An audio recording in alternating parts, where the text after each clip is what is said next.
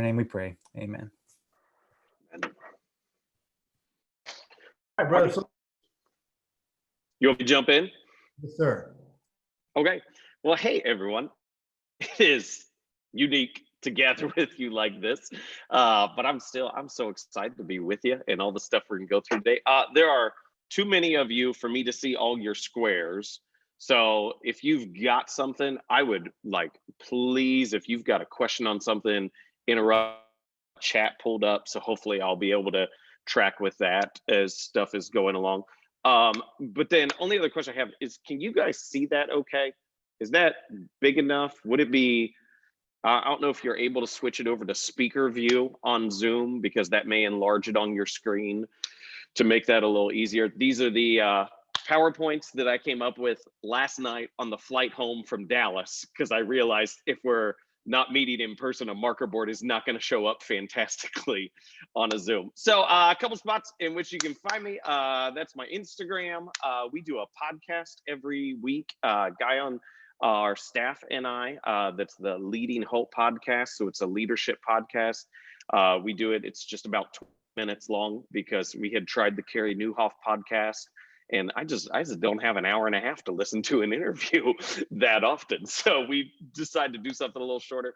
And then I just about a month ago, it's not fully released to the public, but we have copies through the church, had a book come out on how people lose their faith, the process of deconstruction and how they rebuild it. And I'm going to share some stuff on that in the third session once we get there. But that's the URL for the book. And Selena was kind enough to write me an endorsement. So you will see 150 pages from me and a paragraph from Selena. So if you do want to track with that. So Phil shared a little bit of my background, had the opportunity to plant a church and be a part of that. The larger story on that is I am the only person to date who I know that will claim splitting a church. So who say you planted, or who is it? Mark tells me, he goes, you had a unexpected pregnancy. I was like, those are really nice ways to say we split a church. So what happened, long story short, is I've been the youth pastor at the church for about 2 years. And then after about, there was very divided church, and one of my first board meetings that I can remember being at was a board member was proposing that when guests come in, the first thing before they ever enter the sanctuary is they be given a copy of our covenant of Christian conduct. And if they disagree with that, then they could go somewhere else, which I was like, oh my word. So it was a very divided church. After about 2 years, the senior pastor left amidst a lot of stuff going on. They put me in as the interim pastor, and I served there for 6 months. We lost about 30 people during that time and gained about 30 people during that time. So came out break even. And then I'll always remember this is, so the vote of the church board was 11 to 2 to recommend my name to be the next pastor of the church. And then the vote went to the congregation. And I know pastors always kind of have their thing of just going, well, what's your number? What number? Like, I know it's 66%, but what does your number actually have to be at in order to accept? And the vote came back from the church at 59%. And I always laugh. I'm like, some people go, I don't know if people like me or not. I actually had a statistical representation that 41% of the congregation did not like me and did not want me to be their senior pastor. So that was loads of fun. That night, I had 10 of our church board members come to me and say, hey, this church has decided its future. We're not mad, but we're not going to go here anymore. We'd much rather you start a church, which I had seen church splits. A part of the church that I grew up in, didn't want to be a part of it, but here was my church board telling me that. And then, so I met with our DS, who was Harold Berrien at the time, if any of you know him. I love Harold, and said, Harold, our church board is coming to me and telling me, what do you think? And he said, well, I think you should plant a church. So with the blessing of our church board And our DS, we took 65 people and started Crosspoint Community Church and had so many ups and downs during that. We're now in the process of planting campuses as a church. So it's kind of fun because I get to relive all these things through our campuses. And like one campus, they had 20 people a Sunday and they were so discouraged that they were down to 20. And I just went to them, I was like, listen, I had a Sunday that I preached to 4 people who weren't part of the band. That's it. Like we had 4 total people show up who weren't already a part of the band or tech team.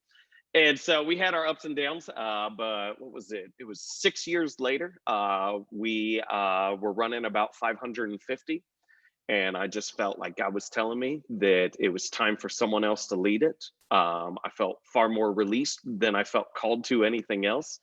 And then I got a call from what at the time was Beaver Creek Church of the Nazarene to come up there. And now we've been here for 3.5, almost 4 years, have changed the name to Be Hope Church. One of the common questions is they go, hey, why did you change your name and how did you change your name? We changed our name and we needed a non-geographic distinction of our name. You guys understand that? That makes sense. But they go, what was your process? I said, you don't want to follow our process. We went to our church board one meeting and said, listen, we're planting this campus in 4 months and we need to start advertising and marketing now. And so every second that you wait in changing our name puts us further back. And so that night we chose to change the name to Be Hope Church under the pressure of an impending campus launch. So had all that going on. So this is just a little background and part of my story. I want to talk, we've got a couple different sessions. The one this afternoon, I want to talk about our faith and discipleship and deconstruction. The one after this, strategy planning, just kind of like template in terms of how you can execute the vision of your church in a really easy way. But first, I want to talk about preaching, and this is the thing that I'm most passionate about. But just a little background that kind of led me to this is through the church plant, and even starting here at Beaver Creek and what became Be Hope Church. Teaching, the Sunday morning thing that we do was always my strong suit. But over time, there were some things going on that I wasn't satisfied with. And so a couple of those pieces, for one of them, I really wanted to see radical transformation in people's lives. I really wanted to see people kind of have just like the monumental shifts of God reoriented my life. I had seen throughout the church plant, I had seen people steadily progress in their faith, which was a good thing. But I wanted to kind of see that next level of God take a Saul and turn them into a Paul. And I wasn't seeing that in my ministry. Another thing that I felt is I wanted the message delivery to be interesting to me. And I kind of felt like it didn't matter how people respond. It didn't matter whether people were tracking with me or not, that I could have just given it. So I know we've almost all experienced preaching to a camera during COVID. That's how I felt Sunday morning was going. Like I could preach it to a camera and it would be exactly the same. Not a lick of this would be any different based upon that. Another thing that I just felt is I wanted the result of the message as I tracked through scripture, the response to an encounter with Jesus or an encounter with God in the Old Testament was always that the people praised God. And every message that I was giving was ending with, now you should go do this specific thing and you have the ability and power. And not that that was a bad thing in any way of like, you can go do this, you can go live your life the way God has called you to. There wasn't any sense of like, the messages were good, but we weren't a worshiping church. And I felt like those two should be tied together, and they can be tied better based upon how I operated within messages and what I did. And then this was honestly the biggest thing. And this has even been more heightened during COVID. I don't know. Are you guys familiar at all with we're kind of familiar with the churches in our neck of the woods. Are you familiar with the Crossroads Church? Not of the Nazarene, Crossroads Church in Cincinnati. It was it was one of Outreach's fastest growing churches. Like it was in their top 5 for like 4 or 5 straight years. And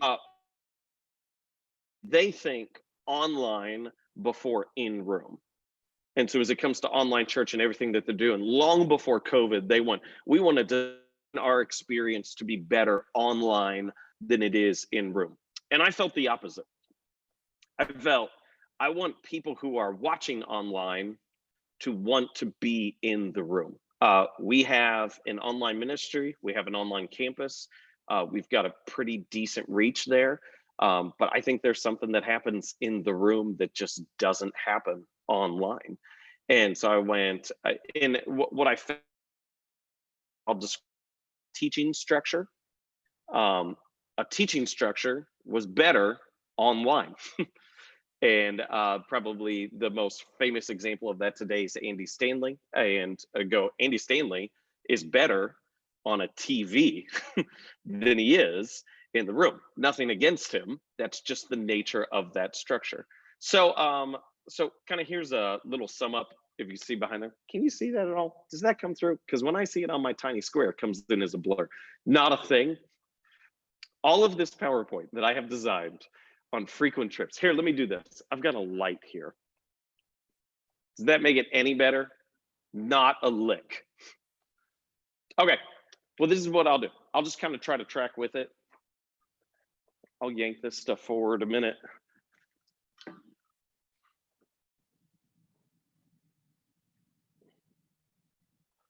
Don't worry about that slide.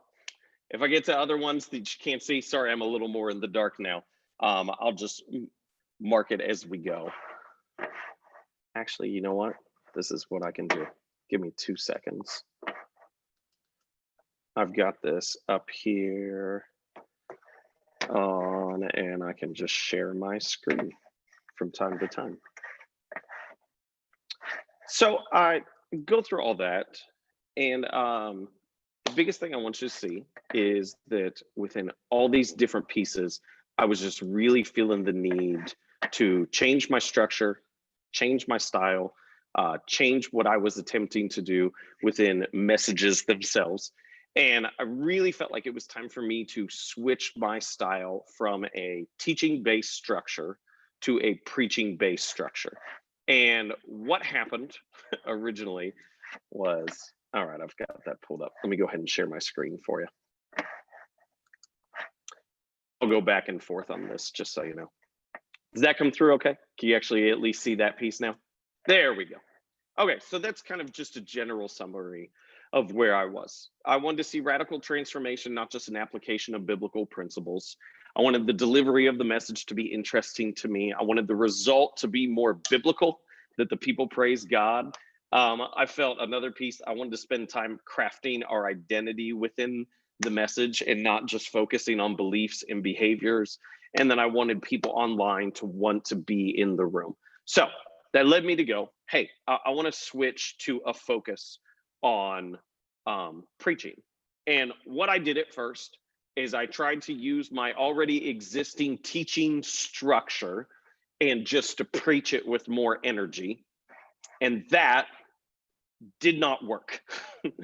And what I realized is that the structure of the message itself within preaching is different. The structure of preaching is unique. And so you can't just take a message that is written to be taught and all of a sudden ramp up your energy and yell a little more and do some other stuff and take it within preaching. So this is what I want to take you through in terms of what I learned. I want to take us through real briefly distinctions between teaching and preaching. I want to give you the structure that I have found within preaching, why preaching is always deep, and then some practical things that I'm learning. And again, if you've got a question or just call me out in the chat or figure out a way to silence me or something like that. So here's just quick distinctions, teaching and preaching. When I say teaching and preaching, does that, I know you guys are all muted within there. Like when we just give the large base of teaching versus preaching, does that generally make sense what we're talking about? If we could just kind of, let me pull that back. If we could chat for a second. Thoughts on that? I know this isn't the easiest medium for us to have a conversation back and forth. But let me ask this so I know where I'm starting with, because I know how this functions in my head, but as my wife has told me, how it functions in my head is not always how it functions in other people's head.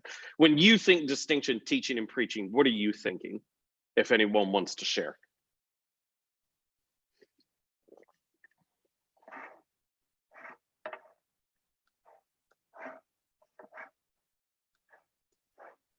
Well, Kevin, I would say dynamics. Okay.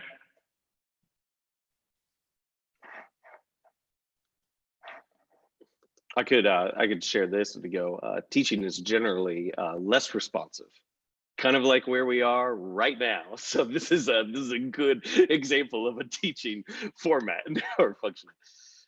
Anyone that you think of that you go, hey, this guy, this gal is a teacher, this guy, this gal's a preacher, who you think of that you follow and watch. So maybe on.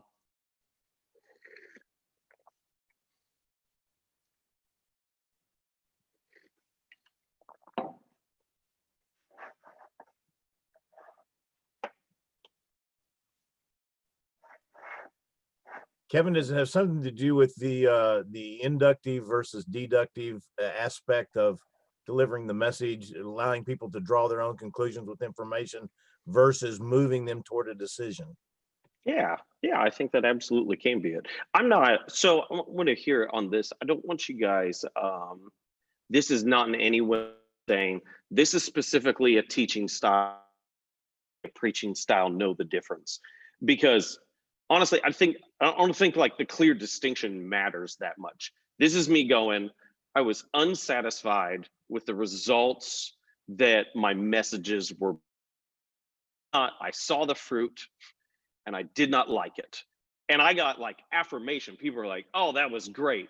And I was like, but there's no like transformational life change. There's application of a biblical principle that if I pulled the scripture out wouldn't have made any difference anyway. And so I wasn't seeing the work of the Holy Spirit like I wanted to see. So again, my language of teaching, preaching is just language. It really was like, I didn't like what I was seeing. And so I wanted to see something different. So let me take you back through just kind of where we are. So I want to walk you through those different pieces and what it looks like. And so let's start off with what I see just kind of as those big distinctions as I was doing it between teaching and preaching. So teaching is largely, to me, it is giving a bird's eye view of a situation and what's going on. Like, hey, here's an overarching view. This is what's taking place. Where preaching enters far more into the narrative itself and gives you that first person view. You feel like you're there. If anyone ever listens to Judah Smith is one of my favorite people to listen to. Judah Smith's dad and Nazarene early on, just as a fun note. But he will spend an enormous amount of time within his messages just helping people enter the narrative of the message. And sometimes I was like, Judah, you had no content. You took 30 minutes just to tell what was going on with the Samaritan woman and to paint the scene. So, but that is more a preaching style, is a first person view. Teaching typically has more points, where preaching has a mantra. So mantra for me is, it's not an all explanatory phase. If anyone has been watching Andy Stanley for a while now, as he does the TV, he will have long sentences that completely explain the entire idea of the message, and he will put that on the TV. That is not preaching as we're talking about it here today. Preaching is far more of a mantra. It's a shortened phrase. It's sometimes even a word within there that needs explanation. It doesn't stand alone on itself. Teaching has laser focused practical application, where preaching is far more of a general application. As talked earlier about like inductive, deductive, preaching far more lets you draw your own conclusion and what you want to do. And then here's the most important one. And this is the thing that I found. And let me share just brief background on this in terms of how I got to this. So I'll read it first and then I'm going to stop sharing. In teaching, the tension is created between problem and solution. In preaching, the tension is created between current reality and promise. So at the start of COVID, when we were shelter in place, Missouri, did you guys shelter in place? Did you guys, how long did you have to stay at home? Anyone? How long? I think we had to stay about 2 weeks. Weeks? Yeah. Dang it, is it Brandon? Yeah, it's Brandon. Brandon. My wife, Adrian. Hi. Hi, Adrian. And Adrian, are you Selena's daughter? No. No. Her daughter kind of looks like me though. So That's where I was. Thank you. I got it, guys. Look at how well informed I am. So in Ohio, we were shelter in place for 4 weeks. I have 4 kids who are 8 and under, and we were shelter in place for 4 weeks. Like that was a lot. But I decided, hey, I really want to dig into this. And so what I did is I watched like 30 messages and I diagrammed every bit of the content. And so I had outlines written out. I color coded it. I said, I wanted to mark, hey, where are they talking about the promise? Where's their energy high? What's tension?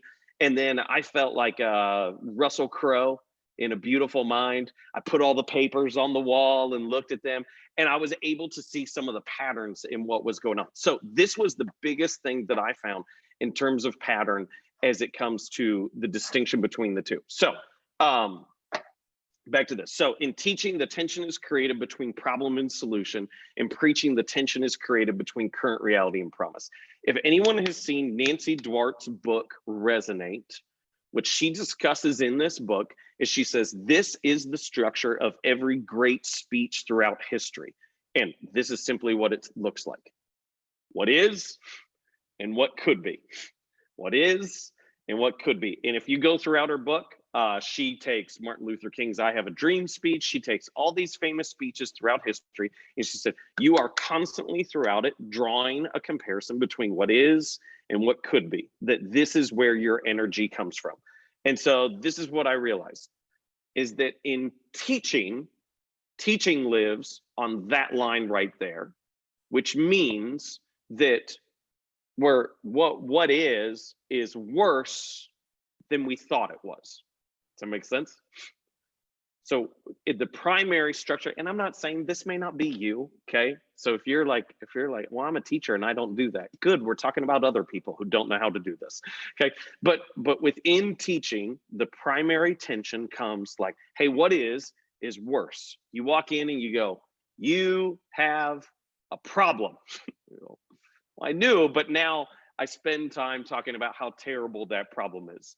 In preaching, we start that what is starts with what we know, and all of a sudden what could be is aspirational. I'm not worse than I thought I was. I am where I thought I was, and I can be better. So that's just kind of the words that I have within there. Teaching creates the tension out of a sense of guilt, primarily, where preaching creates an aspiration as to what could be. For teaching, we're primarily going, hey, this is what's off and kind of what's wrong. And so what happens is it sets people back on their heels, and it's like, oh, that is off. That is wrong. As Andy Stanley talks about in his book, Communicating for a Change, he talks about you want to cast the widest net possible, showing people the problem. And that doesn't work for preaching. And it's not just an energy thing, it's a dynamic thing. Because within teaching, it's focused on that gap between, hey, the problem. For preaching, it's focused on the promise. So the what could be is far more in line with, I have not experienced the fullness of what God has promised and what he's called me to. Now, does that concept make sense? I know most of you aren't going to turn your mute off. Like, does that just like vaguely make sense if you could nod in your square? If it doesn't, just, I don't know, some of you aren't in your squares. Somebody left. There's just their bay window. That was it. I got 20 minutes in and I lost you already. All jokes, all jokes. So this plays into how it's structured. So let me give you just kind of basic structures within this, and then I'll get to you what I finally realized. And I know this is a lot of background. So in your public speaking class, this is how we're taught to structure a message. Introduction, point 1, point 2, point 3, conclusion. As pastors, we take that to the next level and we make all those points start with the same word. Woo! There we go. And alliteration is just our sharpest tool in our shed that we've got for us. But that's basic public speaking. Hey, intro, give your points, give a conclusion. Most common teaching structure. So this is what Andy Stanley teaches. And this was highly formative to me because growing up in a church that wasn't reaching many people, I had an opportunity to attend the Drive conference. I don't know what you guys think about Andy Stanley, but I say this, like, when I went to North Point for the first time, it was like, good God, this is exactly what I want to do with my life. Like, it was amazing to me to see the impact their church was having. But this is how he encourages you to structure your messages. And so some of the language is mine. So I phrase it just as you give an introduction, then you set the tension, you give the content, you give an application, and then there's the landing. Andy Stanley uses the language, if you're familiar with this, me, we, God, you, we. He says, me, first, we're just trying to make a connection. We, this is something we all struggle with. The God part is, this is what God says about the thing that we all struggle with.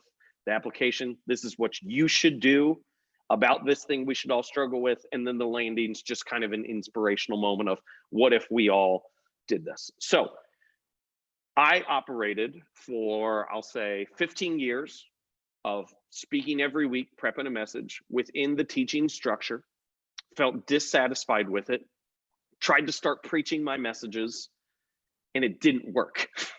It didn't work because when the tension is focused on that gap between where we are and where it is, people would walk in and I'd want them to be responsive because I wanted in the room to be better than online and to be more exciting than online.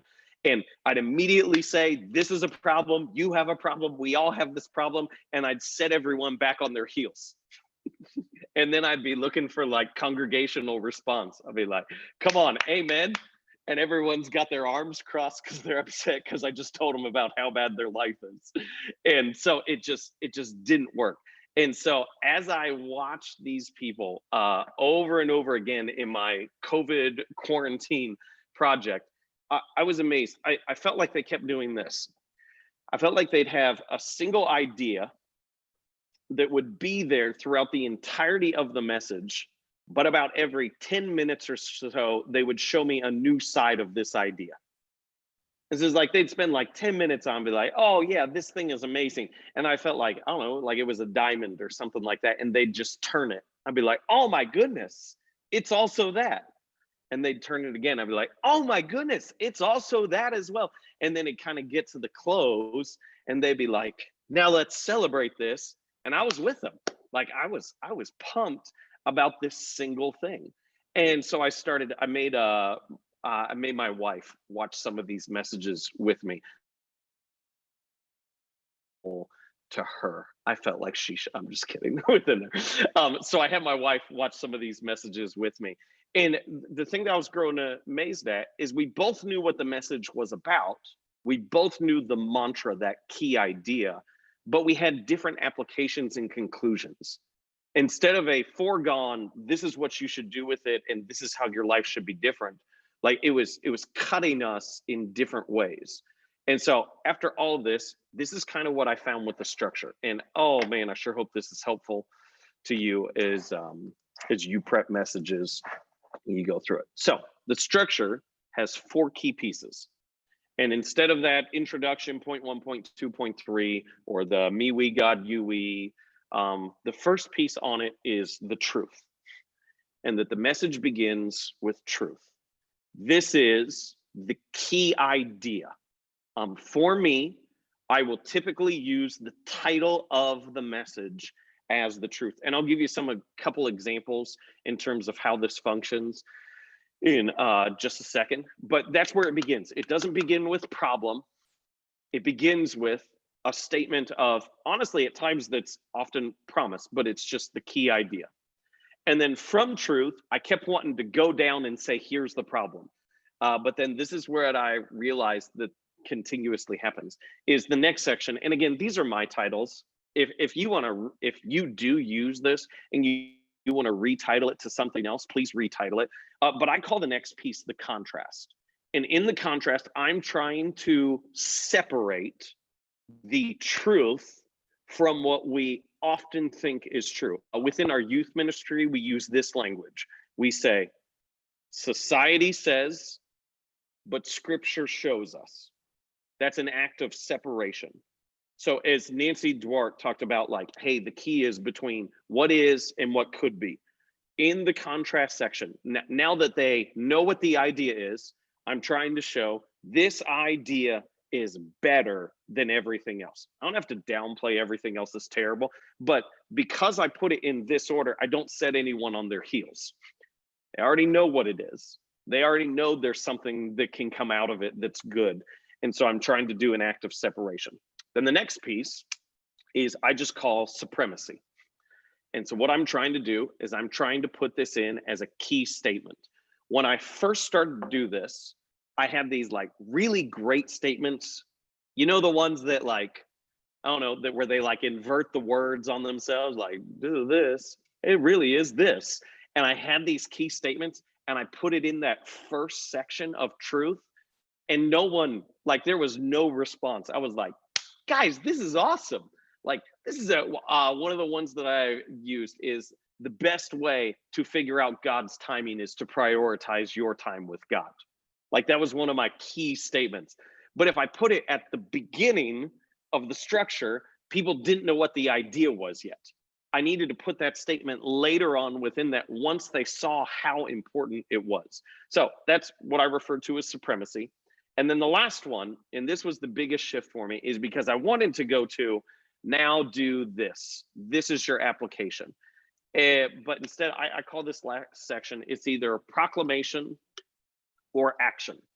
And this is where I have found the biggest impact is I want people to hit the ground running in their faith. When the message is done and service is closed, I want them already to have a picture of what it looks like to act upon the message that they have received. So the proclamation piece is if that, I refer to that whole thing right there as a run. So that whole piece of truth, contrast, supremacy, proclamation, for me, that's a run. A message could be one run. It could be 4 runs. I've got some different structures I've played with in it. But if the idea has focused on an aspect of God, then what we do at the end is we celebrate God, which is very in line with scripture. And so I'll get to that end piece and we're praising God and we're thanking him. And I'll say, hey, let's take a couple seconds and let's thank God for this, that this is the God that we serve. Or it's an action piece. And I want them to hit the ground running. And so I'll state it in ways like, so I'm never gonna, I want them to already have verbiage on what it looks like this out in their life. Now, that may be a little confusing now. Let me give you a 1 second set of statements that may help define this. And then I'll give you a couple examples real quick, and then I'll open it up for questions. So next piece on this. In the truth, I want the truth to be interesting. That's my biggest thing. I want it to be an idea that they're willing to be intrigued by. That may be because it's startling. It may be because it's felt. That has to be interesting. In the contrast piece, it needs to be compelling.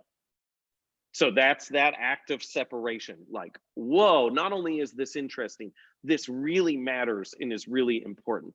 Within supremacy, my goal is that it's memorable. This is the part in which people take notes. This is the part in which people put things that they'll post on Facebook or other social media within there. I'm trying to make that really memorable.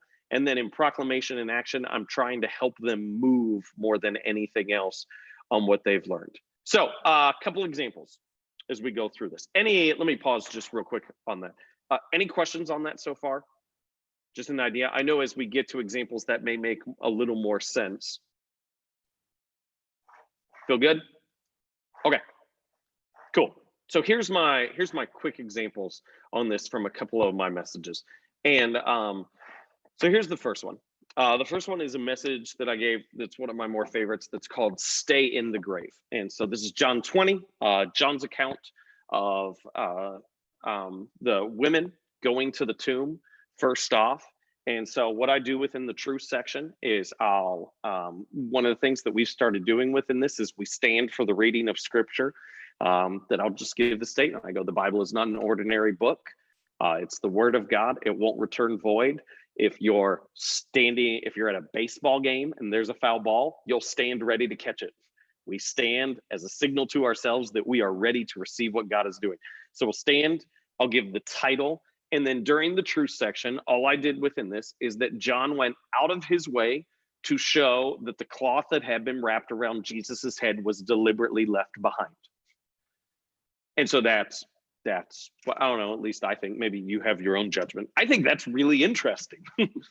Yeah, like we think the story of comes out of the tomb, but John goes out of his way to detail that something was deliberately left behind. And so what I'll do is I'll go through this. I'll put that back up there in a second. As I go through this, what I do, and I think I've got this as a note, but I don't want to miss this. I'm watching the room. It's a very simple idea. I'm watching the room and I'm looking for the nod. And that's it. I know I can move on once I have a number of people who have just gone. They don't have to amen. They don't have to applaud. That's how I know that they're still with me. It's as simple as this.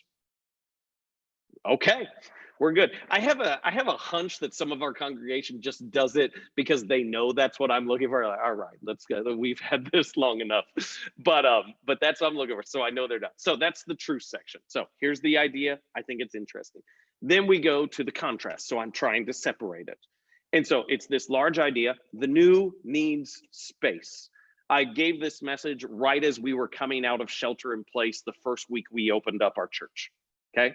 So it's like we're coming out of this whole time of quarantine and the new needs space. So I'll talk about my kids and toys. That before Christmas, we always clean out all their old toys and sometimes they drag them back out and get them out of the trash can. And we have to, otherwise there's no space for the new toys. I talk about so I use every resource that's available to me. Jesus is teaching on new wine for new wineskins. You can't shove your old habits into your new life. I reference the story of Lazarus. And that Lazarus comes out of the grave and Jesus tells them to take the grave clothes off him. How ridiculous it would be for a person who's alive to be walking around in grave clothes. And so I'm just making the idea. Some things get left behind. I'm trying to move from the idea and I'm trying to separate it. Then I move into the supremacy piece. And this is when I want people to really latch onto it. That resurrection means some things come back to life and some things stay in the grave. I'll figure out like 6 different ways to say that. To be made new, some things need to be left behind.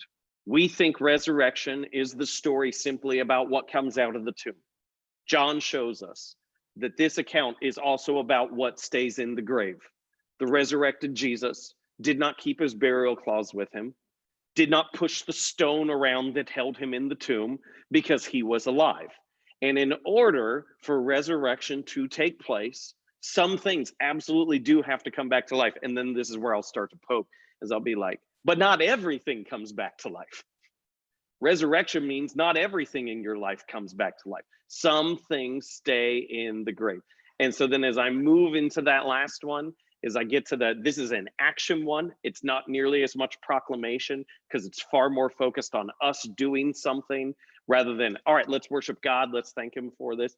So I'll move into this phrase of some things need to die so that the new can be developed. And then I use kind of as my transitional phrase and say, John specifies what gets left behind so it's not drug out into the new life.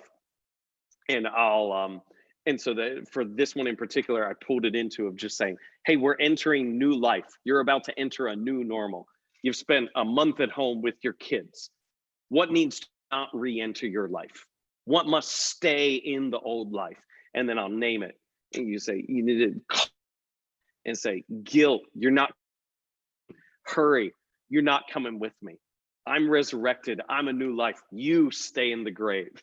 And so then I just keep pushing on it. So that whole thing for me, that was the entire message. And I know some of you look at that and you're just like, really? That was the whole message? Yeah, that was the whole message right there. Just one run. It doesn't always look like that. I usually have more expansive notes than that. This is what it typically looks like in my note taking.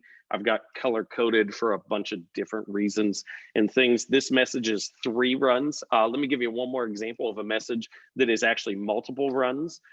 And I'm not going to go through this nearly as quickly. I just want to help you see the flow and how it functions. So this is one I gave. It was titled Last One In, on the account of the man who's by the pool of Bethsaida, who's healed, the one with the 5 covered porches and all the sick people are in, and he'd been there for 38 years. So the first movement that I have, and again, that truth, contrast, supremacy into proclamation or action, that's a run. A message can be 1 run. For me, this one was 3 runs. So the first run I had, I just said the issue is timing. And so that passage pulls out, hey, he was healed, but it was the wrong day. My contrast is most of our stress comes from a when. We think it's what, it comes from when. The supremacy piece, we think early is our advantage as a culture. Late, I'm lost. And then on the last piece was a proclamation, we're celebrating God, was, hey, but this says that Jesus saw him. There's all these sick people, but Jesus saw him. And if you feel late, God still sees you. Then it moved into the second movement. And I want to stress this idea that great timing is God's timing. I used a whole bunch of those. Have you seen those photos of perfect timing? Those are one of my favorite things, where like the person is just about to crash into the water or something like that, and the photo snapped at the right time.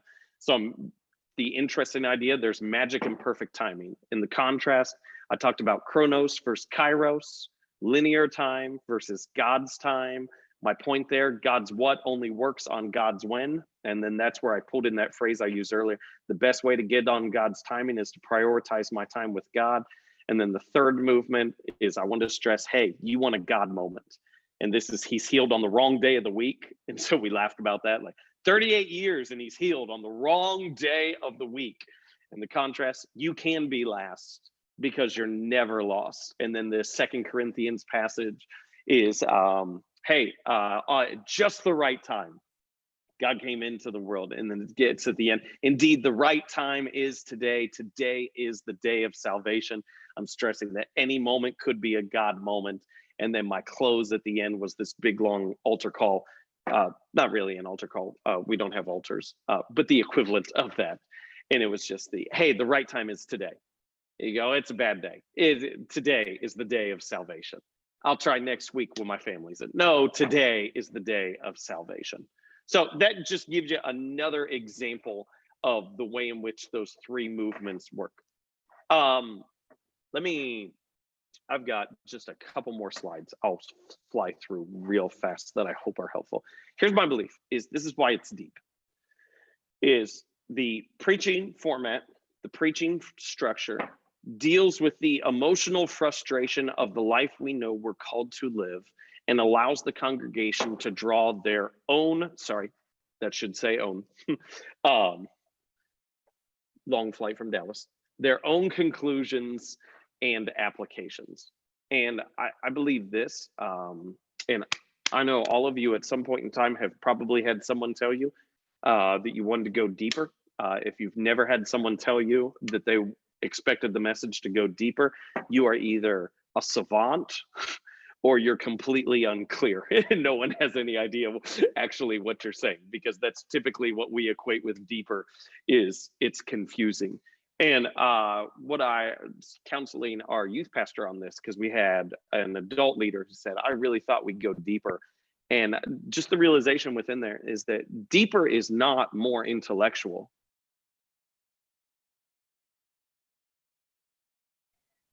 When we're dealing with that emotional gap between my current life and the life I know I'm called to live, that's always deep. Like, that's always deep. I've sat in services next to middle schoolers and people who have walked with Jesus for 50, 60 years.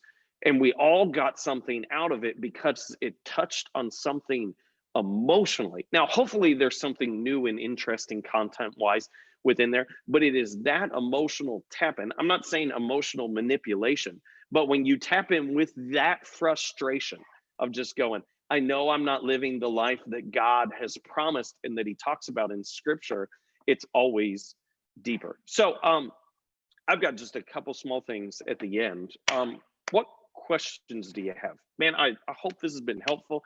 It has been eye-opening to me to walk through. But what questions do you have on structure, things as a whole, or how to execute it? I just want to open it up to you guys. Hey, I've got a couple questions if you don't mind. It's Brandon.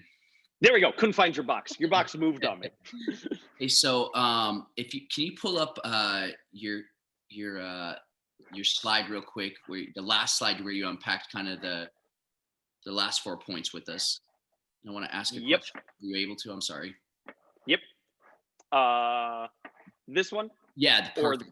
And that's fine. So from truth to supremacy, obviously all the pastors are going to ask, where's the scripture? And I know in your last one, you kind of unpack a little bit about that, but like, what's the tension between how much scripture you're unpacking at the very beginning and, versus, scripture overload? No, that's good. In the truth, Yeah. so what I'll often do is I will give the truth of a passage without the context of the passage. So you So don't in my at the beginning at all? in my truth section, so this is how the message always starts for me, Sure. is I'll come out of worship. We don't do any video transition. I found that work a lot better when I come right out of with the band.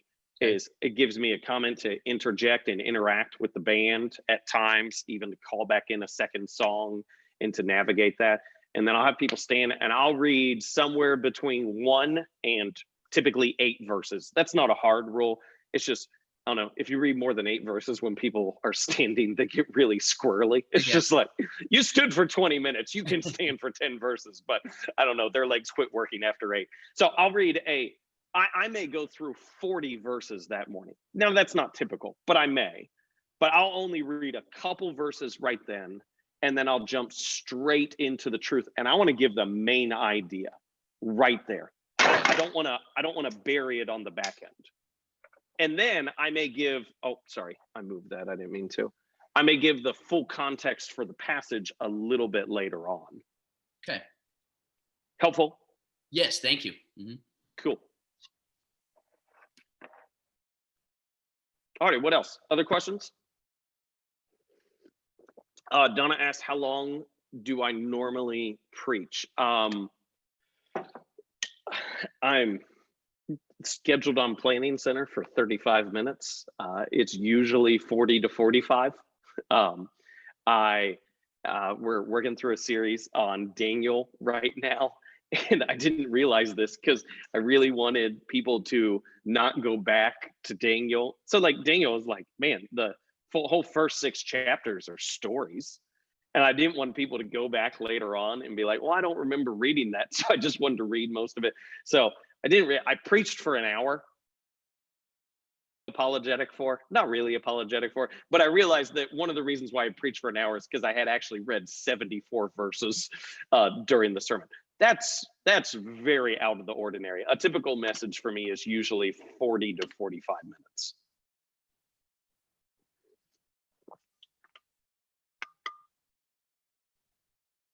Other questions?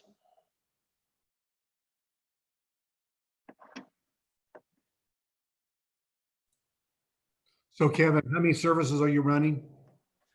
Right now we do 3. So We have a your Saturday night and 2 Sunday. so your 2 messages that are longer, do you get into trouble with parking and getting people in and out if you go longer, or do you stay on a set 45 minutes? Do you plan for 45-minute messages? We have 2 hours between our services. So we scheduled it with that much room. That way we never had to worry about adjusting our service time because of those issues. So your service time is what time? It's typically 75 minutes. I'm sorry, what time in the day? Saturday at 5:30, Okay. and then Sunday at 9 and 11. 9 and 11. Do you have any problem? So do you have any problem with the 11? Is your 11 your most attended, or is your first service? 11 probably is. 11's probably the most attended. Okay. Do you have any problem with or what is the reason with going to Saturday service? We couldn't adequately do 3 services. We fought as a staff to figure it out. As we talked to more and more people, we found almost everyone who was doing, I hope you guys were the exception to this, anyone who was doing 3 services on a Sunday was constantly trying to kick people out of the middle one. Okay. So we used COVID as a way to start a new service time. So what's the percentage of your people that are coming on Saturday night versus the other 2 services? Saturday total congregation, it's I'll say adults in the room. Saturday has our lightest kids attendance within there. Sunday at 11 is our heaviest kids attendance. We're probably right now 30% of our 25 to 30% of our congregation is for Sunday at 9, and then probably about 40% of the congregation is Sunday at 11. Okay.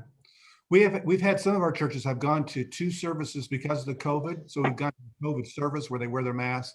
Second service, they don't. They're free, Yeah. whatever. And then we've got some churches that are debating on this Saturday issue. So what was your greatest challenge in deciding whether to go to a Saturday service or not? Oh, it was all just staff health. Do it. We're huge sports area, travel soccer is our and so that we knew it was best for families. We knew it was best for people. It was just about staff health. So one of the ways we're trying to counteract that is we give our staff 6 weekends off a year, and we say at least one of those you've got to take 2 weeks off, just because that's just too much. People, we feel like, would get worn down. One of the things that we thought we had dodged is like Sunday morning service always runs low during the summer. That's not true for Saturday night. Saturday night service runs low during football season. And so we thought we were in the gold zone whenever the Big Ten suspended football in this area. We're like, oh, we're missing it the first year. And then they brought it back, and we're going to lose a bunch of people as soon as Ohio State starts playing at 3:30. But oh well.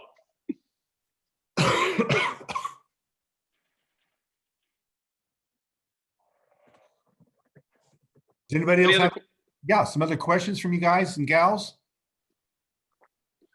Especially listen.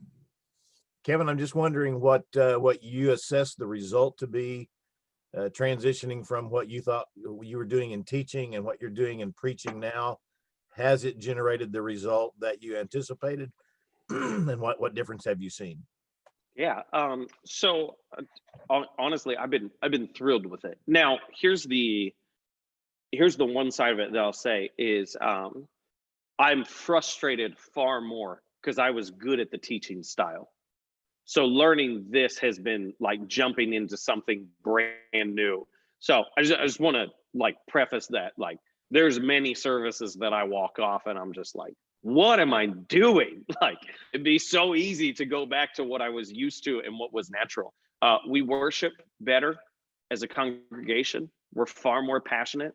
One of the I would find myself doing, because we all like response, like we all like feedback in some sort. And in the teaching style, the only feedback I got was when people laughed.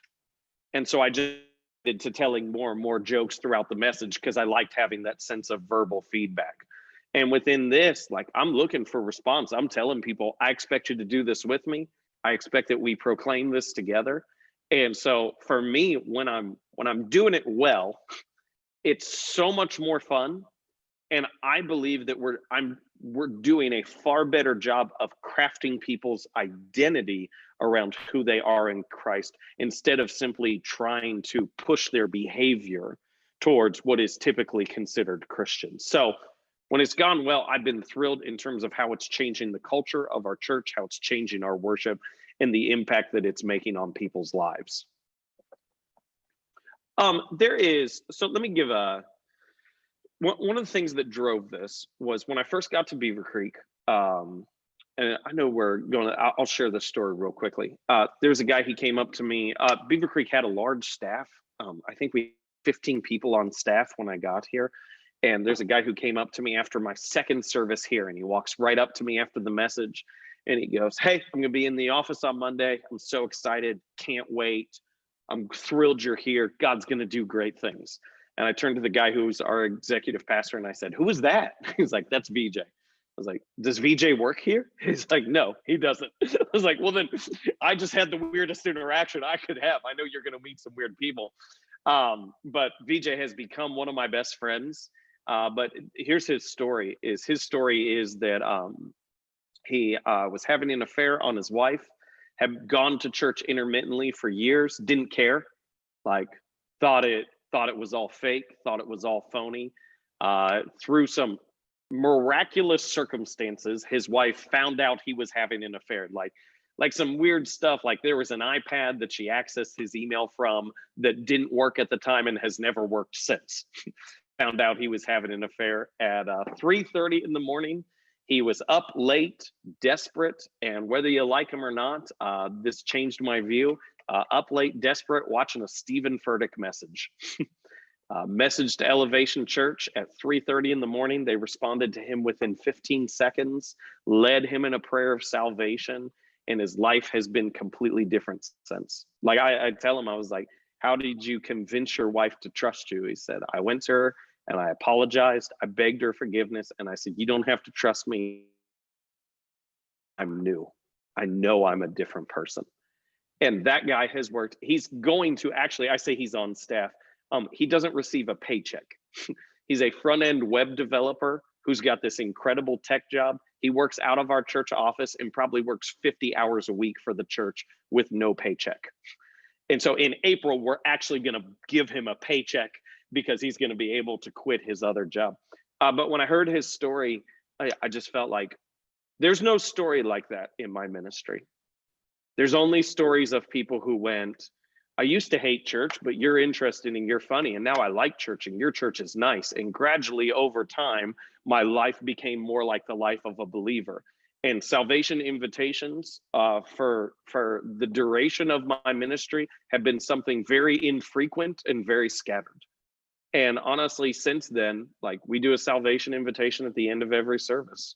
We give a call and we go, "Hey, we believe God will transform your life." And we've seen that begin to ministry of people who've come in through there and come Sunday mornings. But we've seen some of those level, not like I'm not talking hundreds of people, but there's accounts that I went, only God could have done that in their life for them to go from who they were to who they are now that fast. Only God. Sorry, that was a really long answer. Hey, I got one more question. Sorry if I'm over talking, but No. okay. Hey, you said a statement that stuck out to me a little bit. You said you do not have altars. Yeah, we don't. It just What we can don't you have explain a little altars. bit of that? Like, what was your thought behind that, and what do you do for prayer? You know, obviously, do you just have prayer teams up there? It sounds like. So we do prayer of salvation. When they do the salvation prayer, we've got a thing. It's if you want to check it out, if this resource would be helpful, text the word alive to the number 77222. And we say, we'll send you a 21-day devotional to get you started in your faith. And then our staff follows up with them.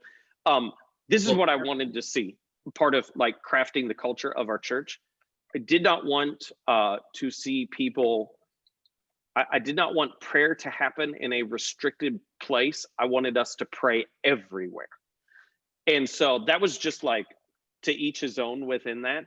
And so a common thing that I will even do in that transition out of worship, because man, that's a holy moment right then when you're coming right out of worship. And I don't know how many, like I had seen too many times worship leaders just fumble that moment. I was like, no, I want that moment. Like I want to be able to speak into that moment. Mm-hmm. And so a frequent thing we'll do is say like, hey, right there, then it would say, hey, listen, you may come in brand new right now, but we're a church and the church cares for each other. The church prays for each other. And so this may feel a little different to you, but if you feel like you need someone to pray for you right now, would you just raise your hand? Would you raise your hand in this moment? And let's do this. If you're around that person and you feel comfortable, put a hand on their shoulder, put a hand on their back. Let's them right now in this moment. Because I wanted to see that happen everywhere, not just at the front. Thank you. I appreciate you unpacking that. Hey, Thanks, I Tim. actually have a question as well. So multiple runs. Mhm. So when you go into the invitation or the altar call, whatever you want to call it, do you do the invitation based only on that last run, or do you touch on points of each run? So I do not always do the salvation invitation. We usually separate that based on the end of the message. Lend directly to accept God into your life, place him at the center of your life, be transformed. Then I will take it and then I can call upon the different stuff. But often that doesn't, it's more like, hey, let's praise God, let's move forward, let's do this. And so we'll go into a reprise of a song or a full worship song, and then our campus pastors will come up and do the salvation invitation. Gotcha. Yeah. Thank you. So does that mean, are you, and I'm so sorry, I don't know everything Don't about apologize. your campus's location. You are being live streamed into all the campuses and they do, am I hearing that correctly? Yep. Cool. Thank you. Hey, Kevin. Hey. So, this has been really, really good. I think you're probably going to write a book on this. So just like Andy Stanley gave us Communicating for Change, which I love Andy Stanley and I love his writing format, but I've been struggling with it. And this format lends itself much more, I think, to Brandon's passion in preaching. He and I write together. Right. So I know Awesome. he's going to be pushing me on everything that you just shared with us. And I'm going to have to move out of Andy Stanley's model a little bit, which I love. Do you have, so, we've all taken notes today and stuff, but do you have some type of a handout or some type of a outline sheet that you can send or share with us? If it would be, I can send you the slides. Yeah, that would be If- great. That would be helpful. And I want to clarify, like I've been experimenting with the style for about 2 years.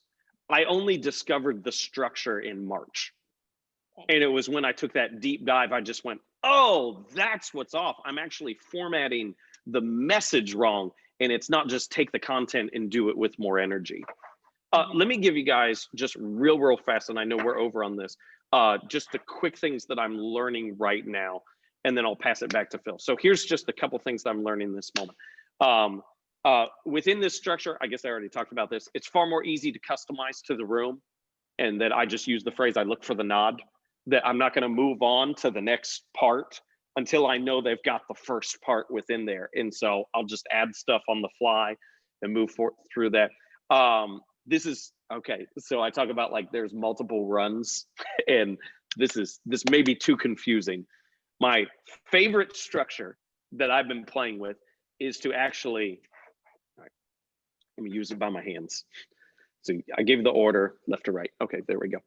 Of truth, contrast, information.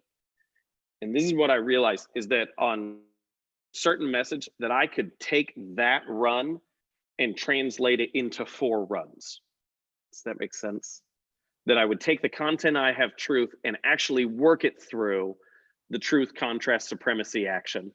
Take the content I had within the contrast and work it through the truth, contrast, supremacy action. Same for the supremacy piece. I hope, and I know that may be way too confusing right now as we're just getting at. But the day that I realized that's what was happening, I actually preached the message on a Saturday night, did not realize that's what I had done. I thought it was just a message with one run. And I realized, no, it's like that, but it actually happens 4 different times. Just as that's hopefully a helpful note and not too confusing in terms of what you can do with it. Other quick things. The most important piece is the contrast. The most important piece in this entire thing I have realized is that contrast piece where that separation happens. That's where the majority of your content will come in. That's where background content, if went back to the stay in the grave one, that's where I'm using other sources and other scriptures and passage. I found that that's the most important one that the message lives and dies on. It's the least fun to preach. It has the least energy, but it's the one that kind of hinges on everything. And then, all right, here's the last one. This is what I have written. Keep the gap based on society until the close. And this is what I mean. That gap between what is and what could be is the preachers who I studied and followed, I all noticed they did this, is that gap between what is and what could be, how we live, is the finger is pointed at society for the first 90% of the message. Society tells us, people do this, the world does this, the world wants you to, until you get to the close, and then you make it personal. And you switch it to, you do this. How have you done this in your life? Who is it? Spurgeon. My favorite preaching quote comes from Spurgeon. I apologize that my favorite from Spurgeon, but he kind of knew it. He used the phrase like this. He goes, you got to get them rolling in the aisle so you can kick them in the teeth. And that may be a little too harsh for you in the moment, but like you can't cut people. You can't like show, oh, this is exactly what you're doing wrong early on, because all of a sudden they'll become defensive in that moment. But if you can paint it as a broader problem that the world is trying to influence you on, and then at the very end, as you get to the close, go, what are you like for the stay in the grave? You're still dragging around stuff.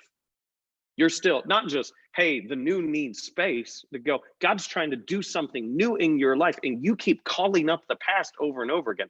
I'm not going to say that in the first 15 minutes because all of a sudden people are doing this to me. But when I say it at the end, when they already know there's hope in how God's working, I believe that leads far more to repentance because people are open. So those are my couple notes in there. So Kevin, if you'll send us, that would be great. Absolutely. We recorded this, so if you want to go back, you can rewatch this session, and we'll do that for all three sessions. I guess I would say for those of us, maybe if you're struggling with the concept of changing methods of preaching, I think good pastors will adapt in their preaching and in their communication styles as society changes.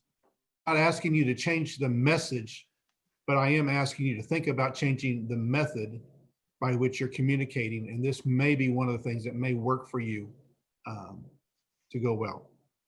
Okay, anybody have any questions right now? Everybody good? Okay, so schedule's a little goofy. So let's take 10 minutes. Let's come back at 25 after.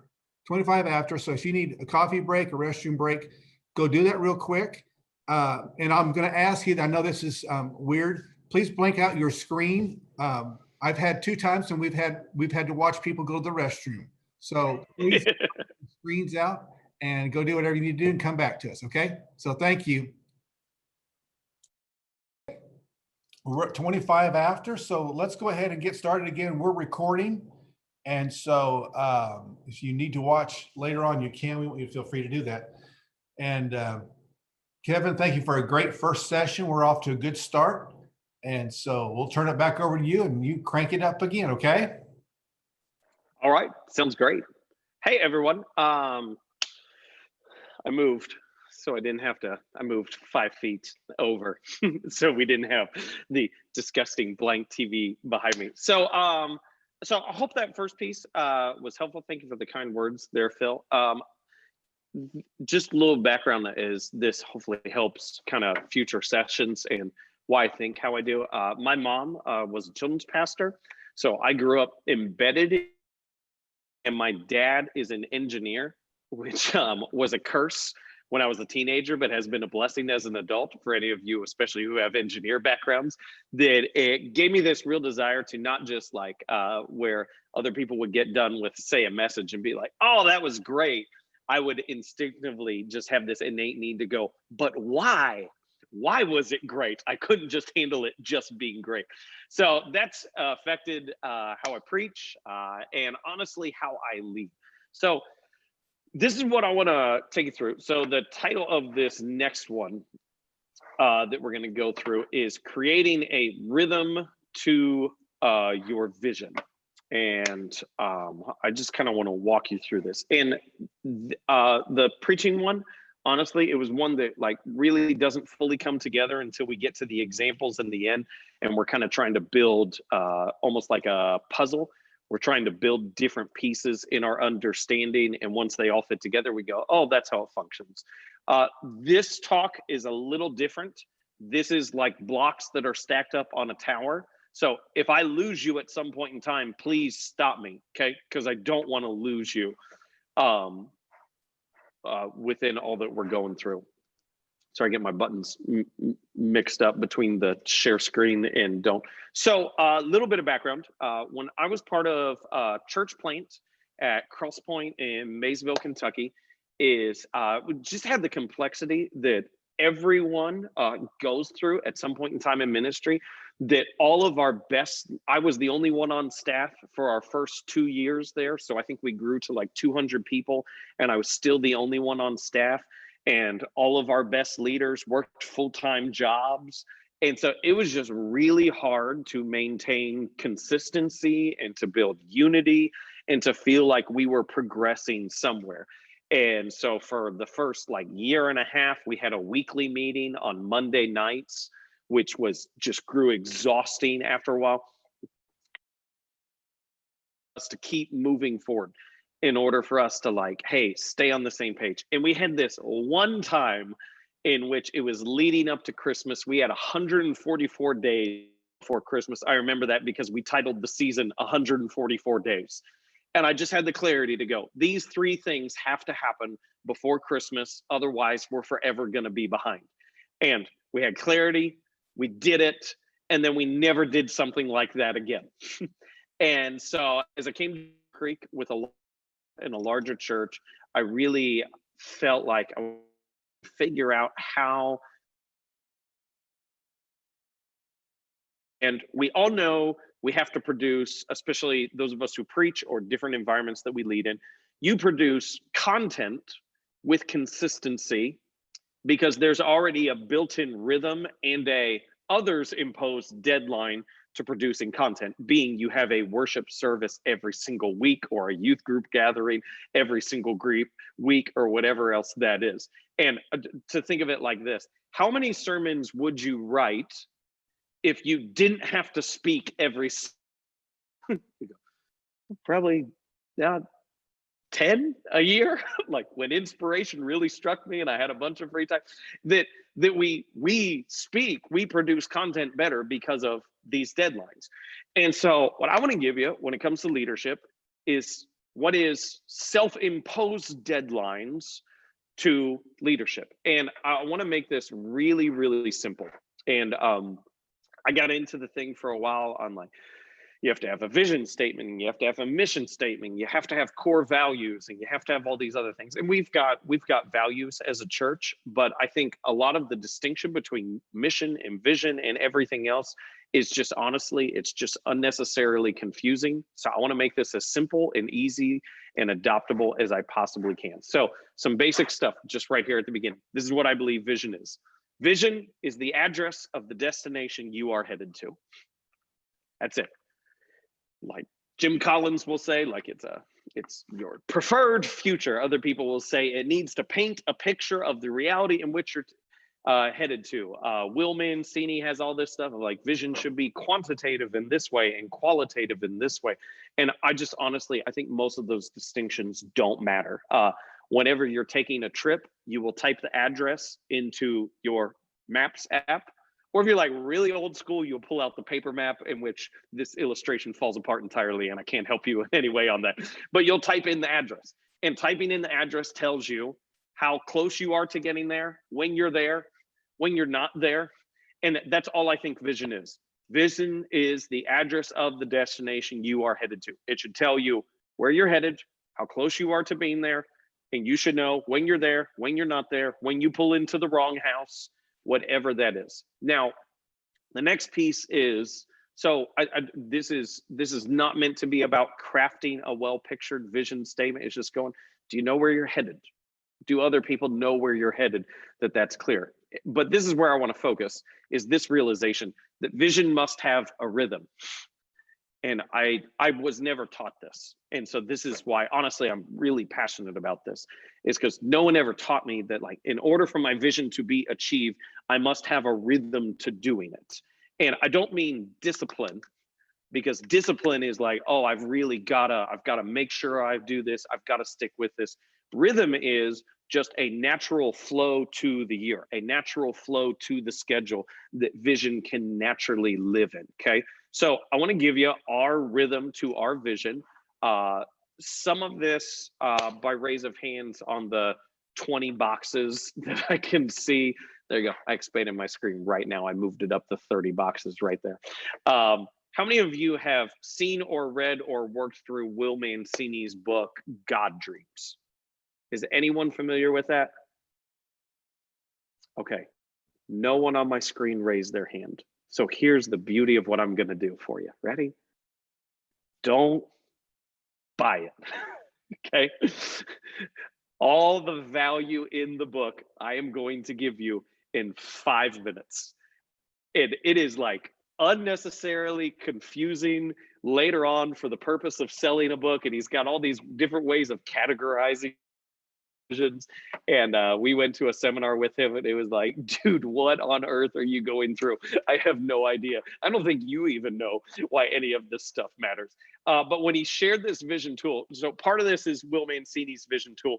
Part of this comes from the book 4 Disciplines of Execution, and kind of how we've morphed it all together to be really functional within our team. So here is Will Mancini's vision framework, okay? And I apologize, I drew this on my iPad on the plane, okay? So just know what you're getting into. This is what his vision framework looks like. And it's really simple, okay? I know it looks confusing at first with all the boxes. It's really easy to draw. It's 1 big box, 4 small boxes, 1 big box, 4 small boxes. What this does is it helps you incorporate short-term goals in light of long-term goals. And so this is what it is. That top box is a 10 to 20 year goal. The second row of boxes is key 3 to 5 year initiatives that you need to take on in order to accomplish that 10 to 20 year goal. Underneath that is a 1 year goal that should clarify all focus. And then underneath that is quarterly initiatives. And it is just a very easy way of documenting and drawing, hey, this is long-term where we're headed. These are the big things that have to happen. Here's top priority right now. And here's what we're focused on during this season. And you can draw it in a second. You can go through all the different pieces. This is what we have worked through as a church. I'm not going to give you the quarterly goals now, because that's the part that will hopefully make the most sense. Our 10 to 20 year goal, our address of the destination that we're intending to go, is we want to be someone's first church, not simply their next church. And we want to see the baptism of 1,041 people in a 10-year period. That's what we've decided as a church. We say, hey, our goal, we want new believers, we want new faith, or people returning to faith. We have a very, in our area, people switch churches a lot when we go. We don't want to be the best church in Dayton that all the church people go to. We want to be the people that people bring people to when they want them to find God. So we want to be someone's first church. And 1%, there are 104,100 people who claim no religious affiliation in our county. And so we said we want to reach 1% of them, which comes down to that number of 1,041 people. And we have a 10-year goal. We have 4 key things that we want to do in the next 3 to 5 years. We want to update our polity structure, because the Nazarene form of government was not built with multi-campus in mind, especially when you have distance between the campuses and they won't always interact. And so one of our big projects is to figure out how that will function. We're focusing on leadership development, next gen ministries, and then this all-encompassing thing titled Biblical Truths, that is, people are embedded in the Bible. We believe that's the most significant thing we can do. is get people on a daily basis reading scripture and focusing on scripture and hearing from God within that. And then our 1-year goal, which we are just at the end of, is we wanted to plant 3 churches in 18 months that will be positioned to become fully functioning campuses. A little bit of that is internal language. We define a church just as a group of people that are meeting together, discipling each other and their community and serving their community, where a campus has weekend worship services. So just so you know, within there, that's just kind of our internal language that we understand and we use. As we said, we want to plant 3 churches that will be positioned to become campuses. So understanding, let's say that is like understanding long-term goals in light of short-term goals is just really simple within that. And so how Will Mancini then goes, and this was the part when he talked about it, I was like, oh my goodness, this is gold. Like, this is everything I have looked for. Is he says, now that defining those long-term and semi-short-term goals has a rhythm to it. And here is the rhythm. Okay, I apologize for my writing. Okay, but I'll speak through it. Your 10 to 20-year goal takes several meetings. Okay, that's your board. That's some key leaders. I think we got that done over a course of 5 meetings that were about an hour and a half each. That takes several meetings to figure it out. But once you have that, the 3 to 5 year goals, it takes us about 2 days every 3 to 5 years. And we use our church board for that. And we say, hey, we're going to get away. For us, we said, hey, take work off on a Friday and we're going to spend all day Saturday. We're doing this once every 3 years. Okay. They can handle that. And it takes us 2 days to come up with those 3 to 5 year goals. The 1 year goal takes a day every year. Or we said 18 months. So it took us a day every 18 months. And then the quarterly goals, which is the part that I think is the most important piece, is a half day, 3 times a year. So here's my ready. Okay, I apologize. I know it says quarterly goals. We've found that this works far better if we segmented it by seasons. So we go from January to the end of April, depending on when each is season. And then the next begins with May. Your May is like December graduation. That is just chaos. Like nothing's getting done in May. So we go May through August. So basically summer is our second season. And then September through mid-December is our third season. So that we define those quarterly goals, a half day, 3 times a year. Get into and that we're going to cover in just a second. But man, if I could just show that to you, like having long range planning, I always felt like as it came to goal setting and vision casting and defining top priorities, I never felt like I was doing what I should be doing. I always felt like, man, I'd hear other pastors like, oh, we've got this goal. We've got this goal. And I'm thinking, when do you set time for that? And I realized I spent so much time prepping content weekly, planning out worship services, doing all these other things because a new series was coming or Sunday was coming. And all of a sudden I had a rhythm and go, hey, this every 10 to 20 years, I need several meetings.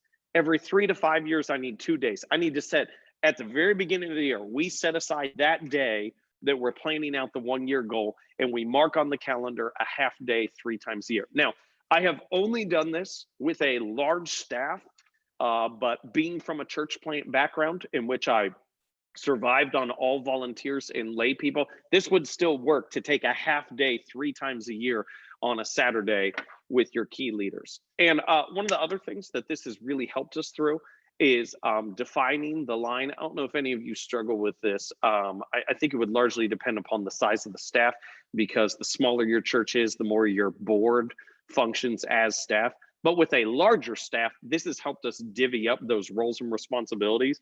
That we take that big line in the middle and we say everything above it is our church board's responsibility. Everything below it is the staff's. Church board, you're responsible for 3 to 5 year goals. Don't mess with the daily and weekly stuff. That's what our staff takes care of. We want you for us to be able to run into in the future. So that's just been really helpful. So before we get to the quarterly, any questions on that? I may have covered that too fast, and I do want to give as a note what I just covered in 10 minutes, Will Mancini did over 2 days. Okay, so I may have hit it a little too quickly, but I didn't see it as like it's more complicated than I just presented it, but it's not as complicated as he presented it. So any questions on that?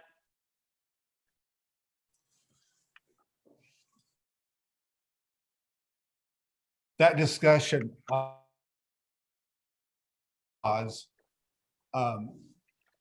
unless we're a large church, that discussion doesn't hit us.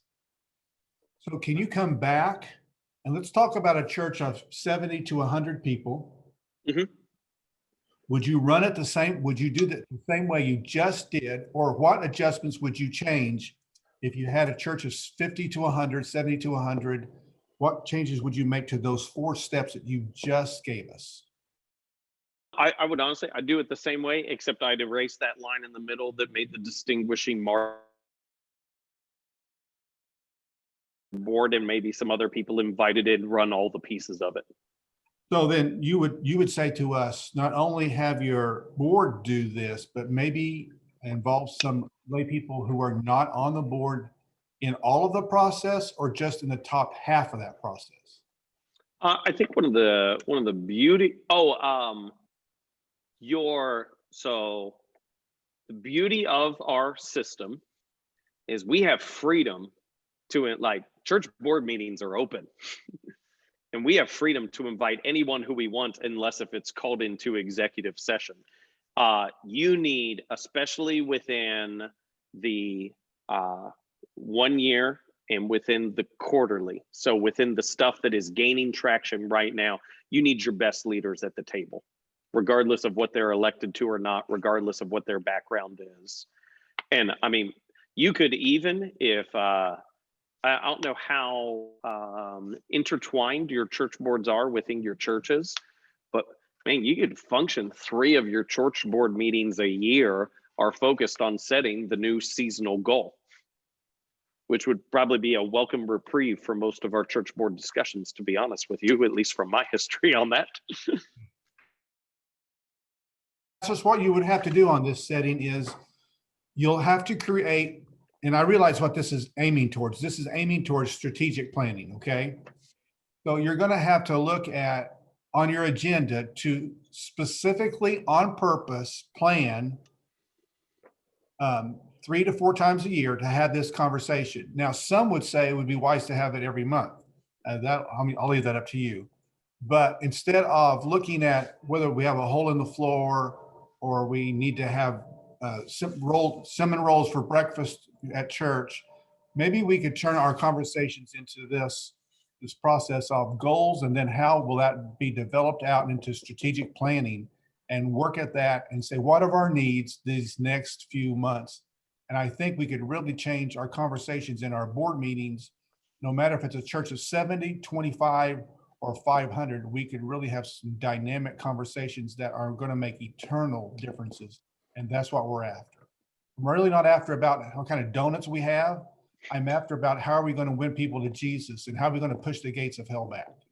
And so whatever you have to do to get that done, whatever changes you have to make in your board meeting and in your mindset and the way you're thinking, I want to strongly encourage you today to begin to open up your heart to saying, okay, I've got to change the agenda so I can change the path that we're going to go as a church. That makes sense for everybody?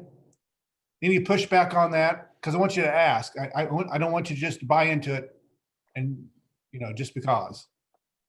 Or some of you are going like, well, I'm not going to do that anyway, but whatever. This is Chad. I would love to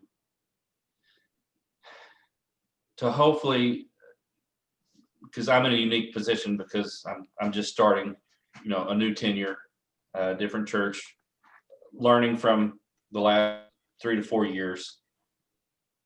We as a district, we have board secretary and treasurer training. And I know we do that at least once a year, which has been very helpful, at least for my previous pastorate.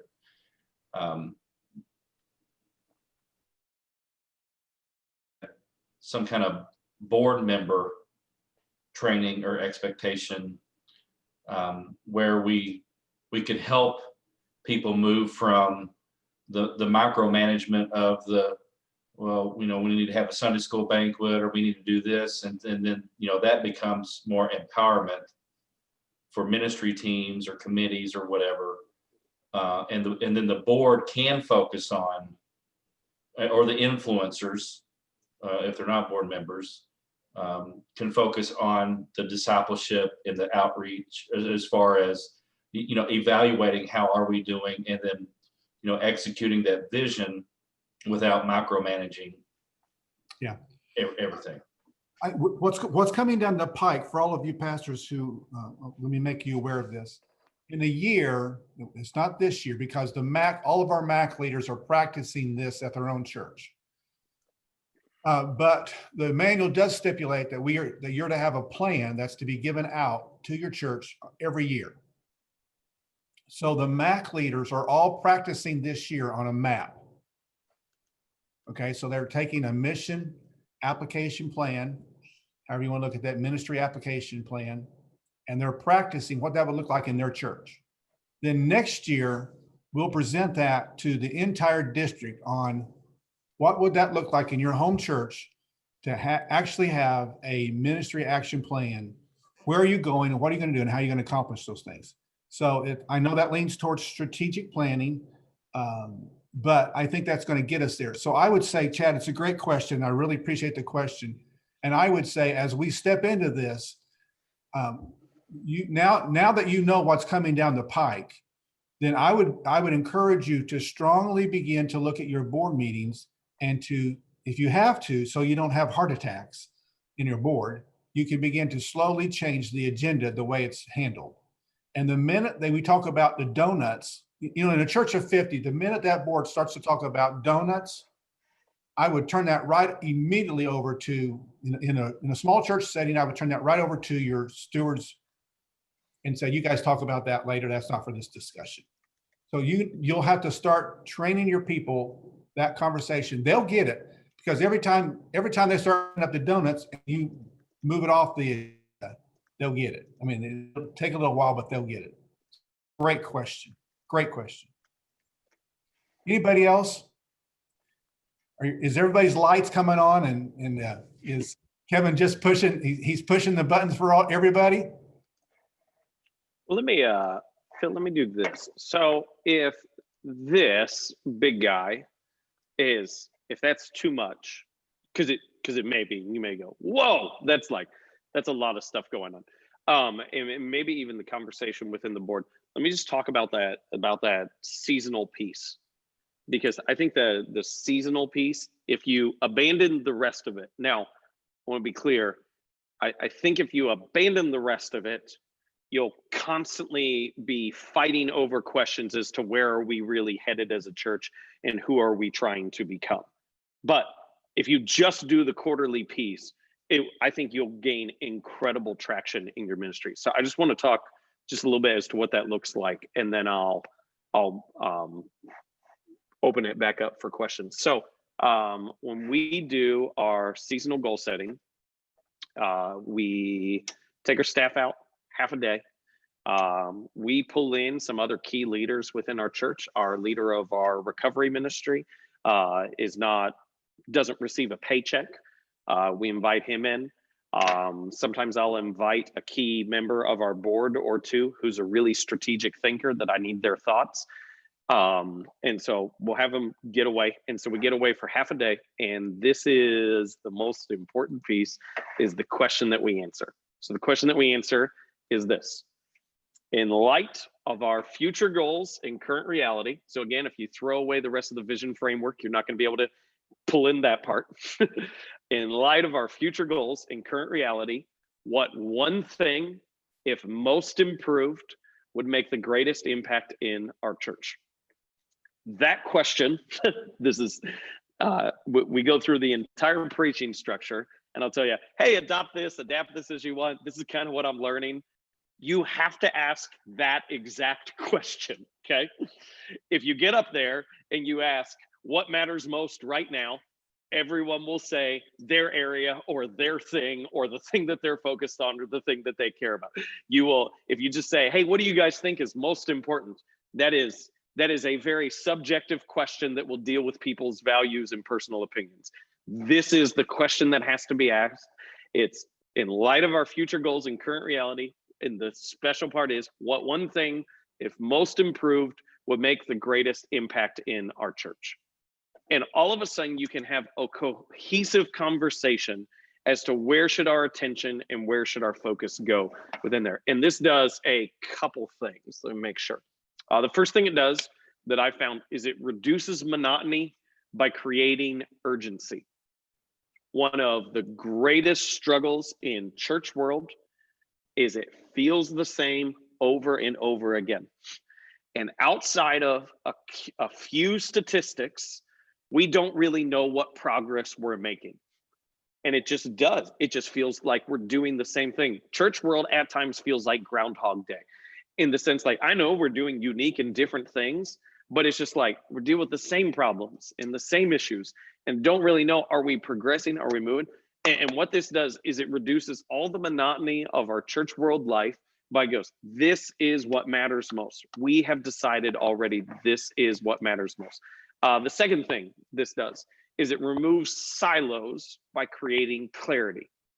All of a sudden, we don't have competing priorities because we have agreed through conversation and put it on paper. This is what we're moving towards. This is what matters most. And then the third thing it does is it keeps you functioning as a team. When you decide this is the thing that we're going to be laser focused on, this is the thing we're going to attempt to accomplish. It changes so much about what we're doing and how we function as a team. So again, the question is, in light of our future goals and current reality, what one thing, if most improved, would make the greatest impact in our church? And when you're walking out of that conversation, you need to have three things, okay? The first one is you need to have, what is it? And so you have, this is the thing that matters most, and this is the description of it. Second thing is, what do you have to do to accomplish it? The key objectives you're trying to do to work towards that. And then the third thing is, what does it look like when you accomplish it? Because some of your strategic plans are going to be off and they're not going to work. And so we use the phrase, we say, if we win, this is the world that we'll create. If we win, this is how this is how our church, this is how our lives will be different. And so as we go through that, I see some of you still taking notes, so I won't take the slide away. As we go through that, it takes us about 3 hours. Honestly, at first, it took us about 4 hours, and it was really hard, and we weren't really functioning well as a team to know what we're doing. But as we've done it more and more, and we've been doing this for 3.5 years now, we've got a really good rhythm, and people already have ideas coming in. And it's not just focused on a specific department or a specific ministry. And this is, I hate doing ministry in isolation. I want to be a part of a team. Like I want to be a part of a team. And when I was a youth pastor, I served as a youth pastor for 3 years. I felt like what they wanted me to do was to grow the youth group, have a youth group they could be proud of, and keep the youth group out of everyone's hair. Like it was those three things. Like, be great, let us brag on you, don't mess with us. And they literally wanted me to in our church that didn't have to reflect the values and mission and vision of the existing church. They just go have your own church. What a wonder why we ended up splitting the church one day, but that's another joke and more laughs for another time. But I didn't feel ever a part of a team. And I want our leaders, I want them to feel like we're together, like we're connected, like we're all working towards the same thing. And so we get together, and this is what I do like 3 times a year, is I get in front of a huge marker board and I write that question. In light of our future goals and current reality, one thing, if most improved, would make the greatest impact to our church. And then people start throwing stuff out and they go, I think it's this. I think it's this. I think this sucks. Yeah, that sucks, but it doesn't make a difference. I think this is great. Yeah, it's great, but we're already overfunding that. And we fight for 2 hours. And it is my favorite time of the year, is to be able to hear people go back and forth and go, I think this, why do you think that matters? What do you see that I don't see? So let me give you some examples in terms of what we've come through. And again, I really do. I think this is best in light when you have that full vision framework, but it can function on its own. And even if you were going to test it out, you probably test it out with the quarterly. You probably adopt the rhythm and work those behaviors into your team of say, hey, let's say your church board functions as the key leaders in your church. You don't have any staff. I would not pull the church board away and go, all right, what do we want to accomplish in 20 years? Because that's too much. Like, that's too hard. There's no skill in strategic planning built in. I'd start and just go, hey, by December, what do we want to accomplish? What do we want to see happen? And so here's some examples of some stuff that we've gone through. Now, I need to share this as a preface. This is really like dumb. The first time we did this, it ended up, we didn't realize it. I even forget which one it was. The first time we did this, it was the title of a song. And so since then, our staff has insisted that it be a song title. Okay. So, and then every week during staff meeting, we play the song as people are coming in. And some of them have been good songs. Some of them have been Taylor Swift songs, and to each his own, but not my cup of tea within there. And so I've preferred it when it's non-Taylor Swift songs. So here's some examples. So the current season for our Beaver Creek campus is we've titled Inside Out. And so that's our title, our description. This season, we will strengthen our existing Hope team. That's our language that we use for our volunteers. So everyone who volunteers, we just put some branding behind it and called it the Hope team. We'll strengthen our existing Hope team, encouraging and equipping our future team leads. So we said, hey, this season, where it will have an impact on the outside of our church later on, but we're going to focus on the people who are already there. And so here's our key objectives in terms of how we're trying to do that. In October, we're doing non-formal training through one-offs. That is our language for saying, hey, children's ministry, get your leaders together for a day. It doesn't have to be a part of this larger picture. Let's just spend October and let's each department in ministry focus on equipping through skills. In November, we're going to take everyone who serves in our church through a discipleship study on the book of Acts. And so we've got a daily thing that they're going to go through, and then they're going to go through some weekly sessions with their leaders. But in November, we're taking our whole team through a study on the book of Acts. We want to see a 90% follow through rate from Forward to the Hope team. Forward is our assimilation process. It's a class that meets the first 3 Sundays of every month that takes people through it's like anyone else would have an assimilation. It takes us through beliefs and some culture stuff and helping them find next steps. And it's 3 weeks. And the goal at the end of it is someone signs up to serve as part of our Hope team. And so we've just struggled we'll take people through the 3 weeks. They won't sign up in the moment and they'll completely fall off the map and we forget about it. So we say, hey, we need to change that just for us. We need a 90% follow through rate from that. We want to maximize relational building by our staff being very present in the lobby. Our staff are geniuses at finding ways to get out of the lobby so they don't have to meet new people. And so it's just one of those things like, hey, the best way for us to encourage those who are volunteering, because we have a coffee area, and go, you guys better be in the lobby. And if you're not in the lobby, there should be a good reason. And then our last key thing, and we're not measuring this last one, it's just a strategic piece of we want to encourage our team through feedback, handwritten notes, and deliberate celebrations in meetings. That when our teams are gathering, we want to make sure we're celebrating those who are volunteering, those who are leading. And then our last piece, if we win, we think this will change the dynamic within those who serve, that we call our Hope team, by evidence of spiritual conversations. So often, within our serving groups and our serving teams, it's just focused on what are we going to do today? How are we going to get this done? How are we going to keep the kids from overtaking us and instituting chaos? And we said, no, we want to make sure that we're seeing faith-based conversations as to how people are growing personally in their Second thing on the if we win, we want to begin seeing peer-to-peer recruitment.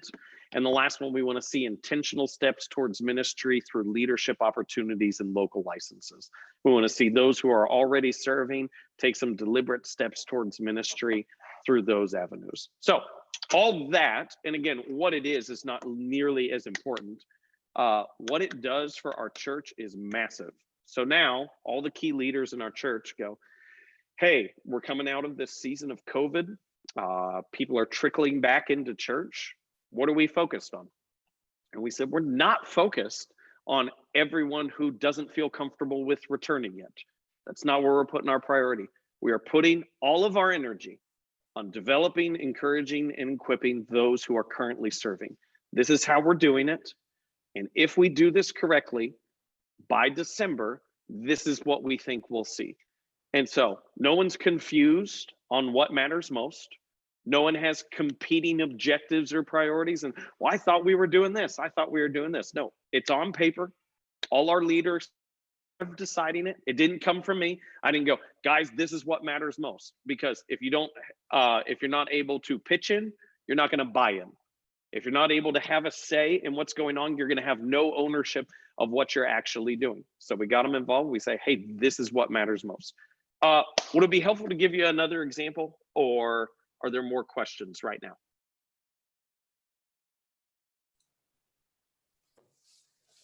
I had a question. Yeah. Okay, so I know you mentioned multiple times a team and like making sure that like you have a team behind you and that everyone's going towards the same goal. But how would you say, like like to implement some of these ideas? Like obviously quarterly goals are super good, especially within like the seasons that you were talking about. But how would you say like a yearly goal, 3 to 5 year goals, or like would you want them to more be on obviously same mission, same goals as the church, but how would you incorporate that? Yeah. So I'm gonna have two answers. Okay. I don't allow our specific ministries to do this. And so people go, well, why wouldn't you want to do that? They kind of do it informally, that they know what they're working towards, but I don't want them to do this formally, because I want them always working towards the larger goal within the church. But I will say this, if I was a youth pastor, I would have done this quarterly. And at times I did do this with and students that I really trusted. And we didn't actually, if I would have known what I know now, I would have put it on paper. We never actually put it on paper. We just talked about it. But I would go through it. I don't think I would have gone the whole other route of the year and 3 to 5 years. I think I would have focused on the quarterly, because I think that's where the most traction comes from. And in youth ministry, here's the beauty of youth ministry, is I think it's far clearer what you're attempting to do. I think church as a whole is where we fight with what are we actually attempting to create, and everyone has a different picture of the type of church we're going to be at. And so doing the full 10 to 20 year and 3 to 5 years eliminated all those future conversations, because we had already decided. So is that helpful? Cool. Thanks, Caitlin. Hey, Kevin. So you were talking about another example. Like, do you have are there times though when this really is it's an auxiliary ministry? So yeah, for this season, it is our kids ministry or our youth ministry or our young adult ministry or our recovery, where it is a ministry that's led by a staff, but you truly feel like the impact it could have on the whole body is worth that being the focus for a season. Yeah, let me show you the next one, because that ties into it perfectly. Perfect. So this second example, I can go find more if these are helpful, but this second one, our title was Too Legit to Quit. So there we go. That's the song we got to listen to every single week. You can sing it in your heads. I'm not going to sing it for you, just so you know. So what our statement was is we want to raise the level of belonging by reworking the process from deciding to visit to entering the assimilation process. So this is what was happening. If I just give you a scene at the time, we had grown our worship attendance a ton over the previous year. Like the number of people who were coming on Sunday morning was far higher. But it wasn't just that the people weren't connected. They didn't feel like they were part of our church. Does that like there's a difference there. There's a difference there between I haven't started attending a small group yet. I believe belonging precedes taking steps in faith. Like, and we've got this weird thing that's backward where like we assume, well, you have to join a small group to belong. No, they need to feel like they belong before they ever join a small group. And so we didn't have the feeling of belonging. So that's what we were focused on. So we identified that honestly within the first 20 minutes. The thing that's off is we've got all these people and they don't feel like, and we don't feel like they belong. And so then we took it to, we said, okay, so how are we going to create that feeling of belonging? And honestly, the first initial ideas were all, let's get a roster and call all of them. We've got their kids are checked in. We know who hasn't taken a step. Let's just start calling all of them. And we had a really wise staff member who's leaving our staff that makes me really sad. But she goes, no, that'll solve it now, but it won't solve it in the future. We need to solve it for the future. Like we can do those things and we can do it in a week. Let's figure out how to solve it for the future. So that's when she honestly drove this. And we said, the way we're going to raise the level of belonging is we've got to rework the process from when someone decides to visit to entering the assimilation process. So we have a staff member who's over guest experience, first impressions, greeters, ushers, parking lot, whatever you call it within there. But we were all in on helping her during this season. We said, this is your baby, but we need you to know we're all contributing. So a couple things we did. The first thing we did is we created an orange room. That is the room I'm in now. This is, let me show you a little bit of it. This is the nicest room in our whole church. It used to be called the fireside room. And right here used to be this like really, really old chair that was like, oh my goodness, this was so hard for us to do because there's this really old chair. And one of the ladies who had started the church sat there during her baby shower. And that's this, oh, that chair, Pat Rowland, she had her babies, she sat there during her baby shower. I'm like, that chair is going to be hard to get rid of. But this is like, it's right at the entrance of our church. And so what we wanted this room to be is we wanted it to be a spot where we give away t-shirts. There you go. Look at this. Look at this beautiful way that I'm standing here. We give away t-shirts, everyone who comes for the first time. And so at first we were just throwing them out from this little desk and cart. And we said, hey, we want them to come to the room because we want to be able to like have a conversation because our connections.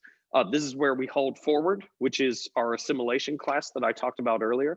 And so we say, hey, we feel like one of the most important things that we can do to create that level of belonging is to change the conversation right away. So we want to create what we just call our orange room because orange is the color that we use where all this can happen.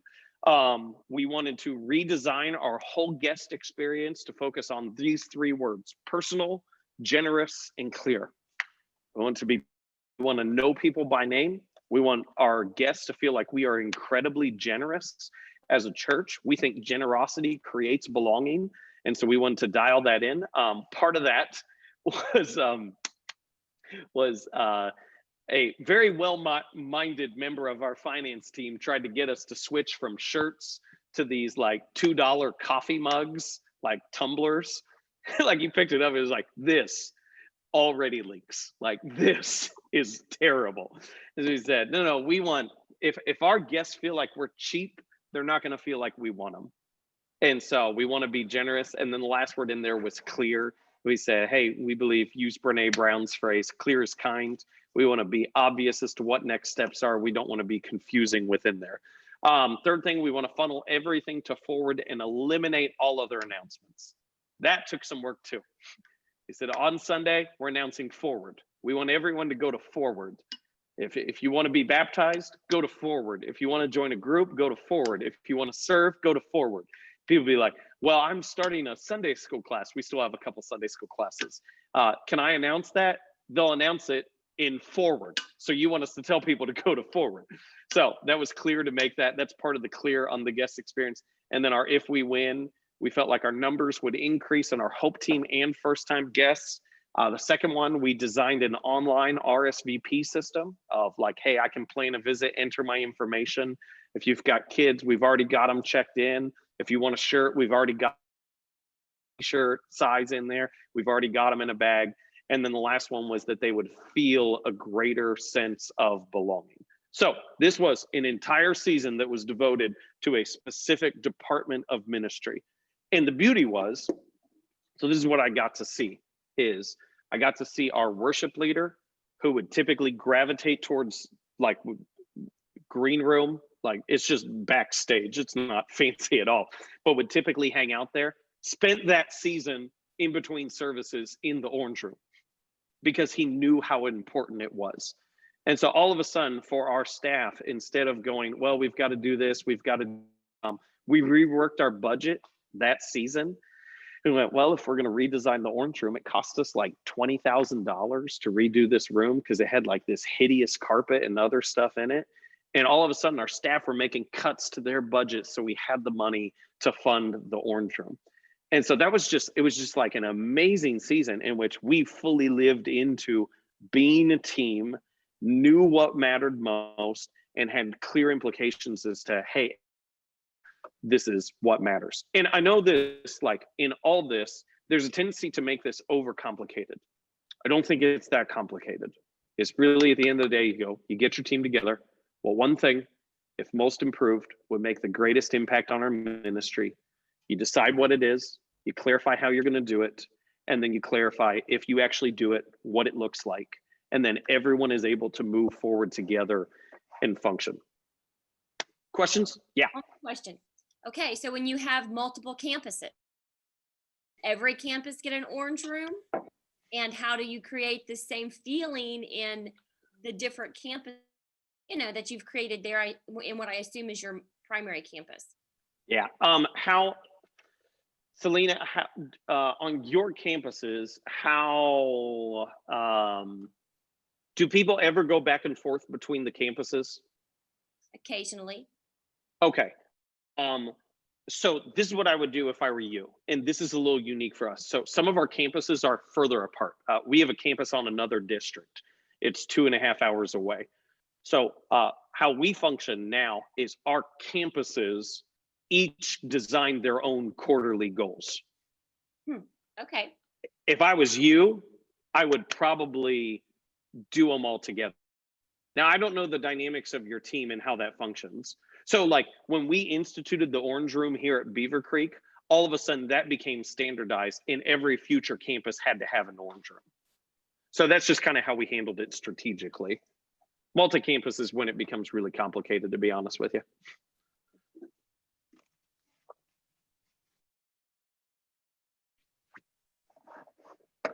Other questions?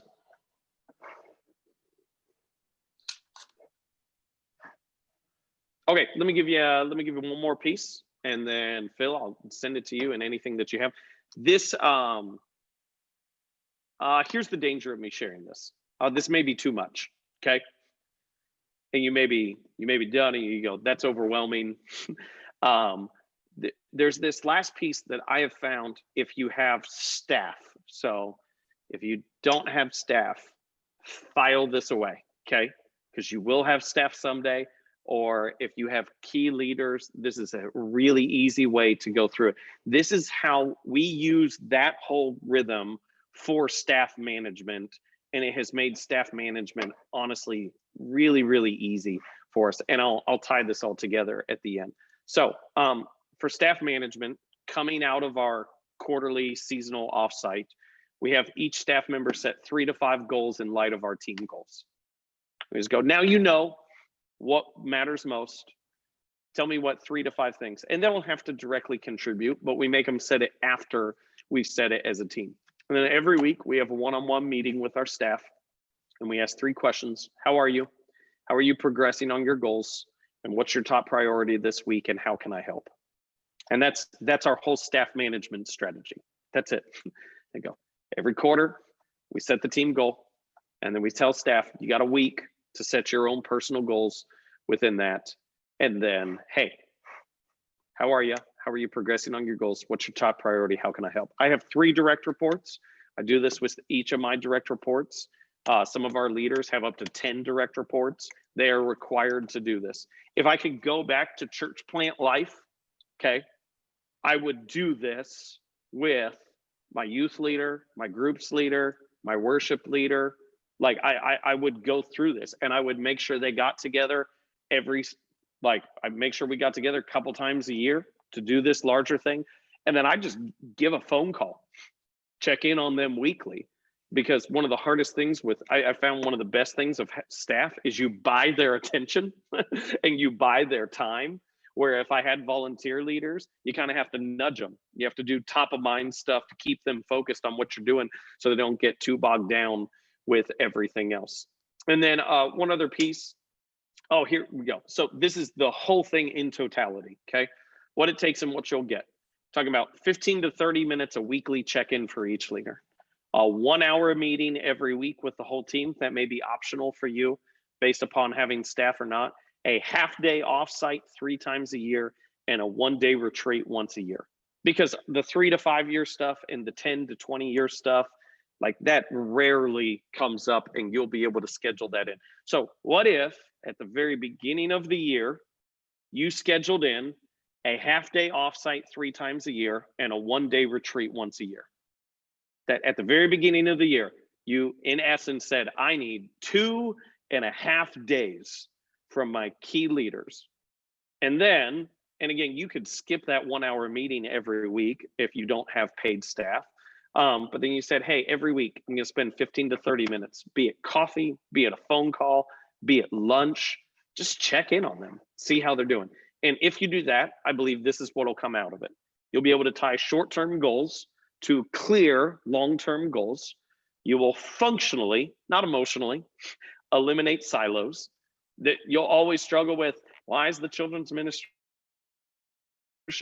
get this and we don't? So that will always be there in somewhat, but you will functionally eliminate the silos in your church, and you give yourself a clear rhythm to know if you're leading. And so this is where I just want to, as you look at the timepiece, and I want you to imagine how much spend prepping content, how much time actually goes into like your personal study, with other leaders. If you do creative stuff, how much time do you spend prepping content? And I believe that my most important role in the, I don't know if anyone listens to the Craig Rochelle Leadership Podcast. His most recent episode was about effectiveness. And he says, I came to the conclusion that the only thing I have to do for our church is to be the directional leader for our church.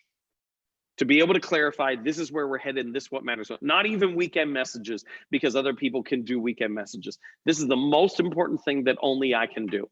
And my tendency is to spend so much on content because I have deadlines that have been imposed upon me. And what this has done for me is it's given me a rhythm and to go, how am I going to lead? This is how I'm going to lead. Half a day every season, 1 day every year, 15 to 30 minutes every single week. Other questions, other thoughts, concerns on how to implement it? What do you got?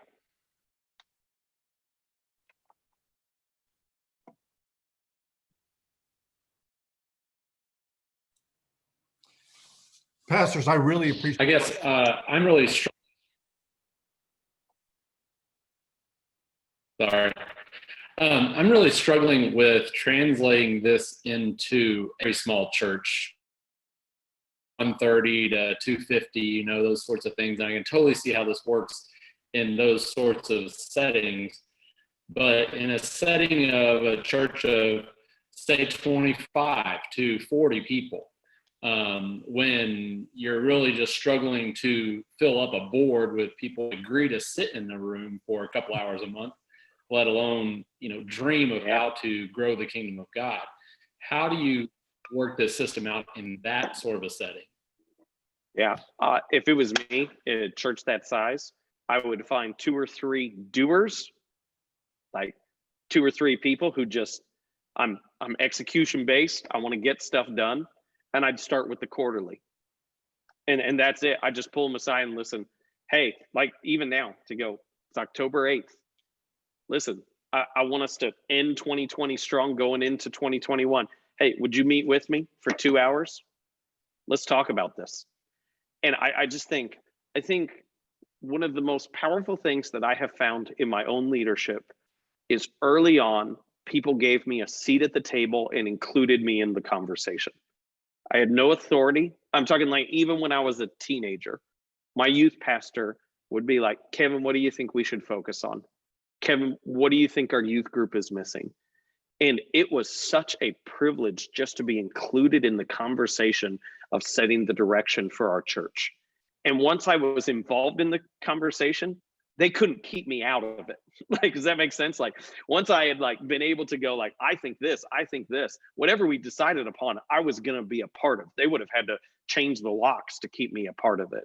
And so if you're at that size, I get 2 people, maybe 3 people and say, hey, what could we accomplish? And once you do it, here's the fun thing is our staff here at Beaver Creek is actually throwing a party today because they crushed their quarterly goals this last time. Part of our quarterly goals was to eliminate all these ministries during COVID without anyone noticing that we had cut a bunch of ministries and weren't bringing them back, to start a Saturday night service and do some other pieces. And so they're throwing a huge celebration today. So in this 3rd session, if you see me eating a burger or something like that, it comes from that. But there's so much momentum. Like when you get done in 3 months and you go, we did it. Like we are a different church than we were 3 months ago. Like you don't have to draw and like, all right, let's take this next hill. People are all, okay, what now? What are we focused on? So is that helpful, Chris? I just want to say thank you. That's helpful. I mean, Thank you very much. This is inspiring. I've got a small church as well, and my plan is do exactly as you said, set an agenda, kind of get everybody together, and I think we'll be surprised at what our board, when they start having goals, will come alive. Awesome. Thanks, Tracy. Yeah, Kevin. Yeah, Jonathan. I was checking out your website, and you guys do an awesome thing called I think it's called Team Night, and I think it's for you to distill your mission out. I think that kind of goes along with what you've been, but I just wondered if you could elaborate on that a little bit. Yeah. This is we actually just recently. Let me share we have just recently had our last team night because our Saturday night service broke our structure and overextended our staff. So unfortunately, it's not something we're going to continue. We did it for about 2 years. And what we needed was a rallying point for our mission, vision, and culture. And so it was really simple. I didn't feel like leadership development was taking place within our teams, that our staff didn't know how to do that. And so rather than just harping on them and going, you need to develop leaders, I wanted to give them a platform to make it easier. So we meet together once a month, all of our serving teams together. We'd meet for about 45 minutes as a group. We'd celebrate people. We'd share some stats and information and some wins and good thing that had happened. And then I would usually talk for like 20 minutes and give a little leadership talk or something that I felt like we needed to focus on. And then we'd all split up and do our different ministry departments, and they would have the opportunity to cover and train whatever they felt like needed to be covered. We started with about 40% participation of our Hope team, and we ended with about 70% participation of our Hope team, but it just wasn't sustainable with having multiple services and people's schedules. But yeah, it was really powerful for the 2 years that we did it.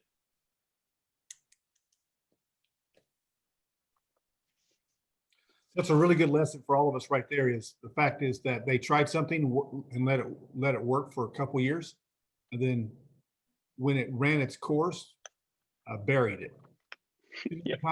Too many times we keep keep trying to suscitate a dead horse. And we should have just buried it and moved on. So it's good, Kevin.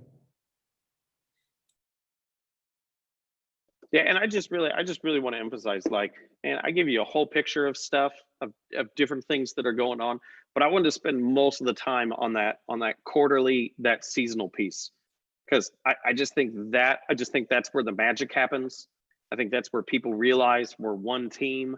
I think that's where you gain momentum in your ministry. And so if you do nothing else, if you have other staff to manage, if it's just you and just volunteers, I'd figure out a way to get a group aside and just say, well, one thing, if most improve, would make the greatest impact. And I think you'll find some new sense of momentum.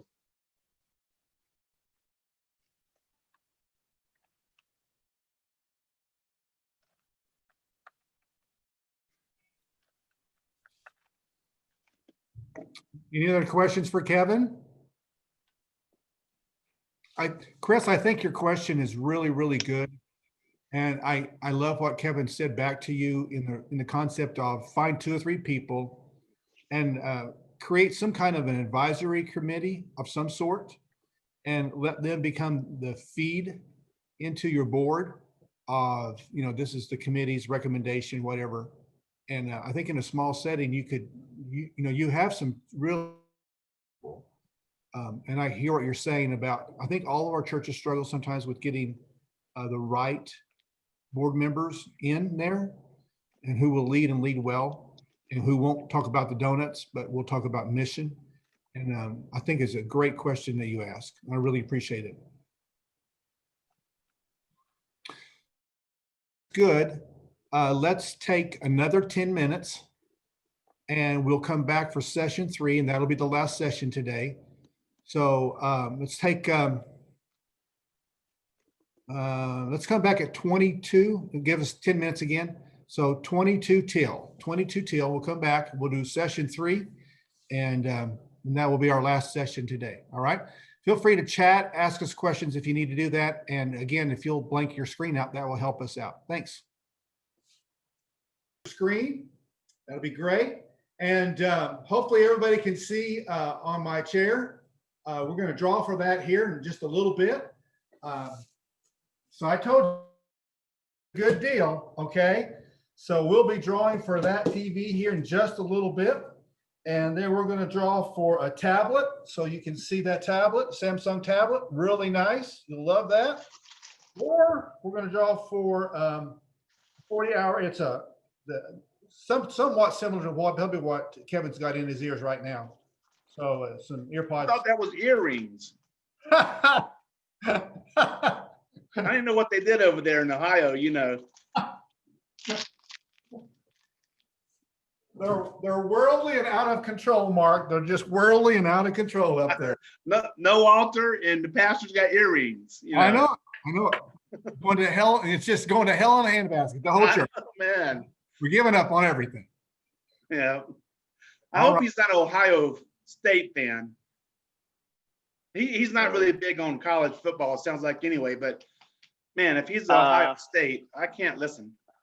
I'm Penn State through and through, and whenever anyone like proclaims or complains about their football team, I just go, no one's had a worse decade than we've had. No one has had a worse decade than we've had.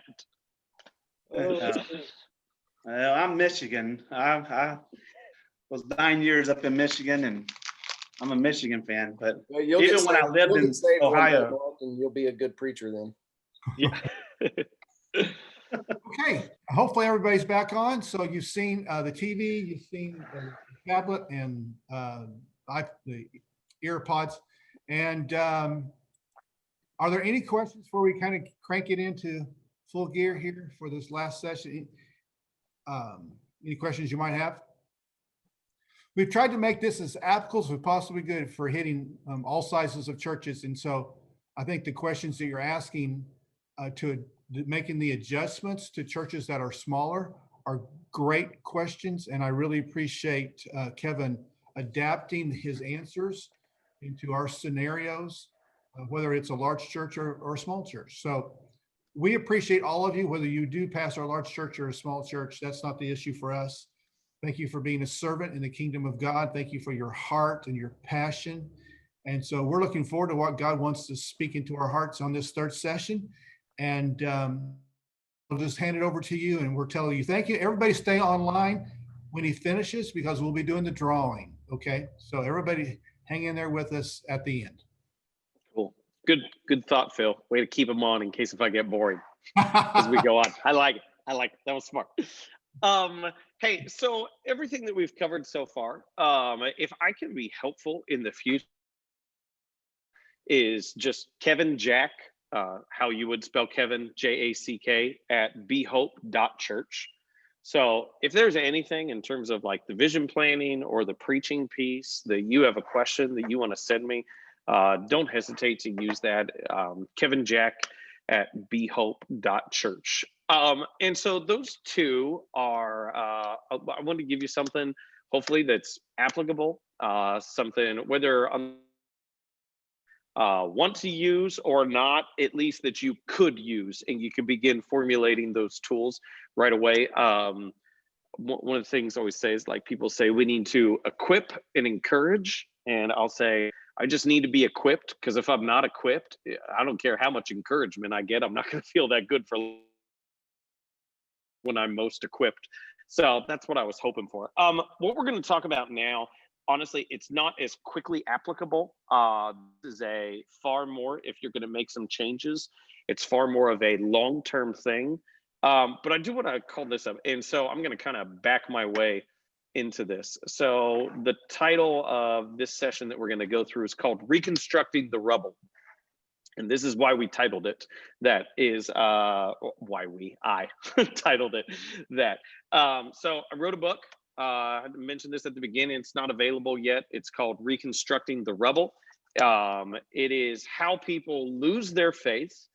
And the subtitle on it is Rebuilding Your Faith Even When You're Unsure How It Fell Apart. And this, just coming out of my own background, I watched as I grew up in church, was a church kid my whole life, don't know my life before God.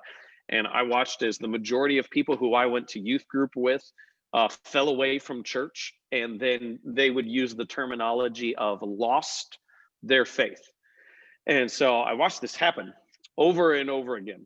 And then I watched it happen as people were becoming adults. And then we went through this really close where our youth pastor, when I came to the church, this youth pastor was already there, and got to a spot in which he no longer believed that Jesus rose from the grave.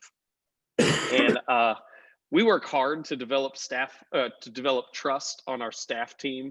But that was an interesting conversation within a staff dynamic when I don't believe Jesus rose from the grave. Like, all right, where are we going to go from here? Because that's kind of really important in terms of what we're doing and where we're headed. I had a guy who I grew up really close to. My mom was a co-children's pastor at a church. I mentioned that earlier. But the lady who she was a co-children's pastor with, she had a son who's 10 years younger than me. And so we kind of grew up together a decade apart, and he was on staff with me for a little while as a worship leader. And he kept reading all these things that were just tearing apart faith. Fascinating thoughts, good authors, great thinkers, but everything was deconstruction based. A lot of Peter Rollins, a lot of Brian McLaren. And he was just really, and I just told him one day, I was like, Joel, why don't you read something constructive? Why don't you read something that builds your faith, something different? And so he tells me the next day, he goes, so I went to the library and I got The Golden Compass. I was like, Joel, that's the atheist version of the Chronicles of Narnia. Like, you just completely went off the deep end. But he eventually since has walked away and come back to his faith. And so I went through all this stuff. And what I noticed is that people who claim to lose their faith, that they didn't understand what was actually happening within that process. They didn't understand how they lost their faith. They almost told a story of, I woke up one day and I no longer believed. And that was not the case. It's not all of a sudden you woke up and no longer believe. There were certain strings in your faith that you kept pulling over and over again until all you do is deconstruct your faith and pull the pieces apart, eventually there will be nothing left. And so one of the big metaphors that I use in the book, I don't know if any of you use Legos. My kids are really getting into Legos right now. If you don't use Legos, you could just make a parallel application with IKEA furniture because it feels the same. But I'd build these Lego sets with my kids, and inevitably I would put a piece in the wrong place. And we wouldn't realize it until we got a couple steps later in the process. Go, oh, that was supposed to go here. But the beauty was I had an instruction guide to go, I've got to take this apart and this apart and this apart to get back to this piece, to pull it out and put the right piece in place. And I think that is equivalent to what happens in our faith. The problem is there's no instruction guide to tell us how far back to go. And so all of a sudden you wake up one day and you go, well, like Santa isn't real. The parents told me Jesus was real. Is Jesus real? Or you'll go, the Trinity, I don't understand the Trinity. That doesn't make any sense that God exists as three persons and yet is one God. Well, this one part of Scripture seems to contradict this other part of Scripture. And so what happens is something gets torn apart. And then what people most commonly do is they just start tearing pieces apart left and right. And so what I really wanted this book to be is it is very short because I wanted it to be really accessible, that when someone picked it up, they go, oh, I can actually read this. Like I can sit down and I can go through it. I had a guy come up to me this past Sunday because it's not available on Amazon yet. If you do want to buy it, it's at behope.church/books or just church website/book. And he came up to me a month ago and he said, what's your book about? I wanted to be like, well, why don't you just, I'd never met the guy before. I was like, well, why don't you read it? I get long at all. Like you could just read it. But I just gave him a little synopsis. And he said, I lost my faith 20 years ago when my dad and son died on the same day. I'm hoping this can help me find my way back. And to which all of a sudden I felt pressure of like, oh, shoot, I hope it can. Like, I hope it doesn't suck within that. But he comes up to me this last Sunday and he goes, your book is helping me. It helped me see that I walked away from God. He didn't walk away from me. Now, where that takes him in his faith, I don't know, but that was a pretty solid start. So this is what I want to share in this session. I'm not going to give you an overview of the book because if you wanted to, you could read it. I want to give you what working through this whole process on studying deconstruction and deconversion stories and people who do come back to faith, what this is making me think about in terms of discipleship. Because, and again, this is not going to be immediately applicable. I hope this bothers you in some way. I have more and more become convinced that we don't actually understand what discipleship is at all. And because of that, most of our metrics and barometers and even strategies that we use to further people as disciples are off. And I know those are kind of harsh statements, but I have, when I started myself down this journey, I started really timid and I was like, I think we maybe don't understand discipleship. But the more I'm exposed and the more I've been immersed in the study, I've become more confident to be able to go, we don't understand discipleship. We don't understand what discipleship is. So this is going to be a lot more me talking than slides and the other ones, but I do have a couple just to begin us with. So some basic issues in discipleship. The first one is this. We are never called to be disciples, only ever to make disciples.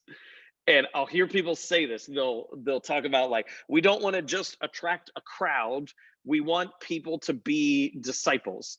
And that actually misses what's taught in Scripture. And oh man, if I'm wrong, I'd love people to correct me on this.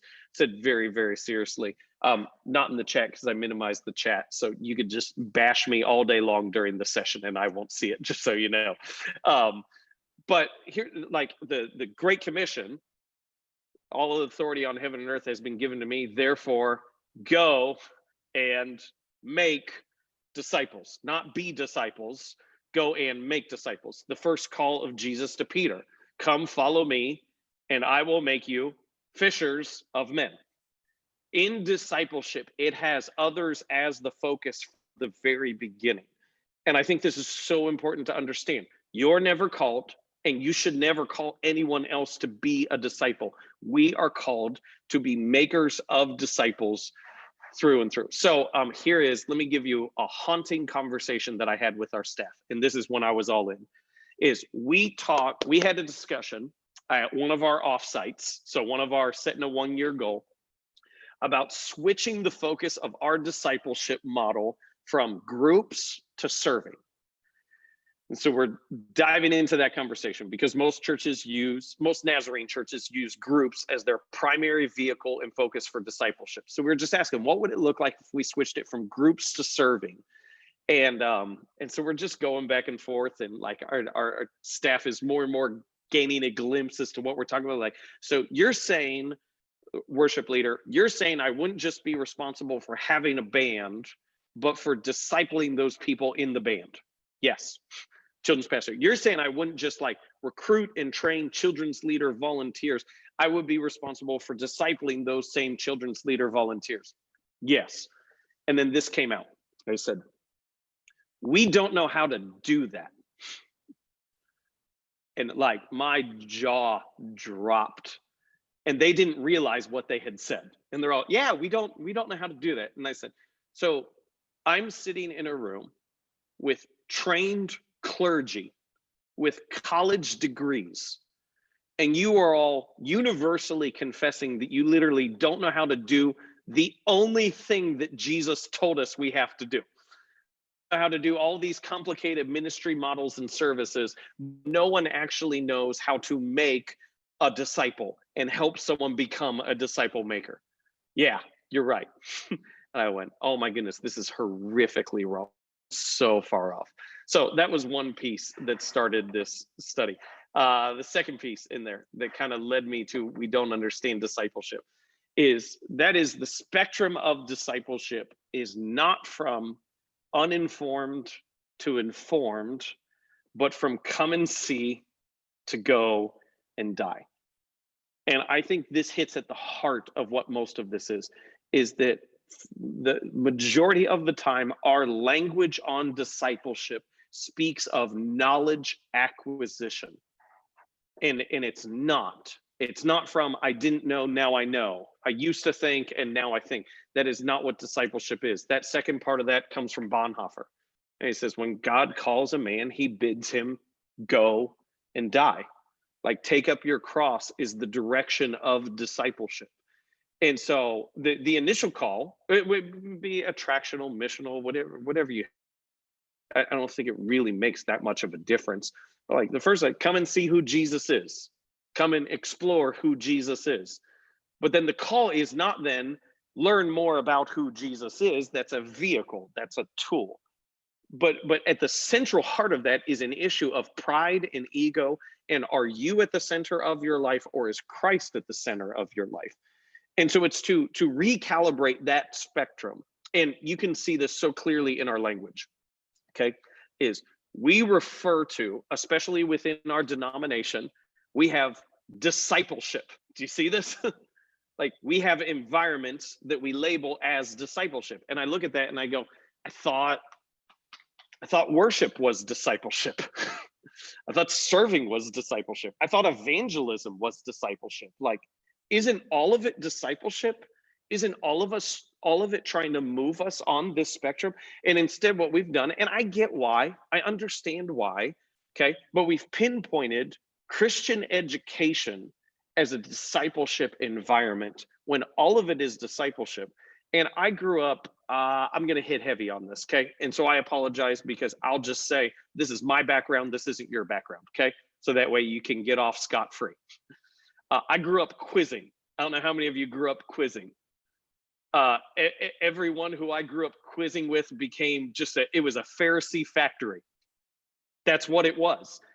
And I was there for a long time. I'm not saying I'm not a Pharisee at all now, okay? I'm okay being a hypocrite at times. Jesus says, don't be a hypocrite. He says, don't be like the hypocrites. So that's my scot-free off of there that I'll take as the get out of jail free card.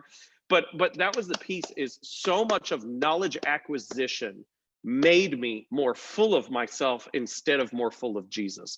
And so recalibrating what discipleship is and what we're heading people towards, it's go and die. It's take up your cross. It's not more knowledge. The most knowledgeable people about Jesus are the people who killed Jesus. Okay, that always keep that in mind. I am not anti-knowledge. I like, if I could just say, like, I have read a book a week for the last 20 years. I am not anti-knowledge in any way, but knowledge acquisition is not discipleship.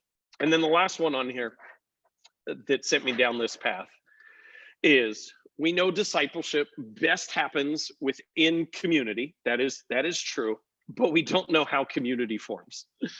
Say the discipleship best happens within community, but we don't know how community forms. And I'm going to share more on that in just a second, but I want to take us through this larger piece of how we got here and how it fits within deconstruction. So just a little bit kind of an overview.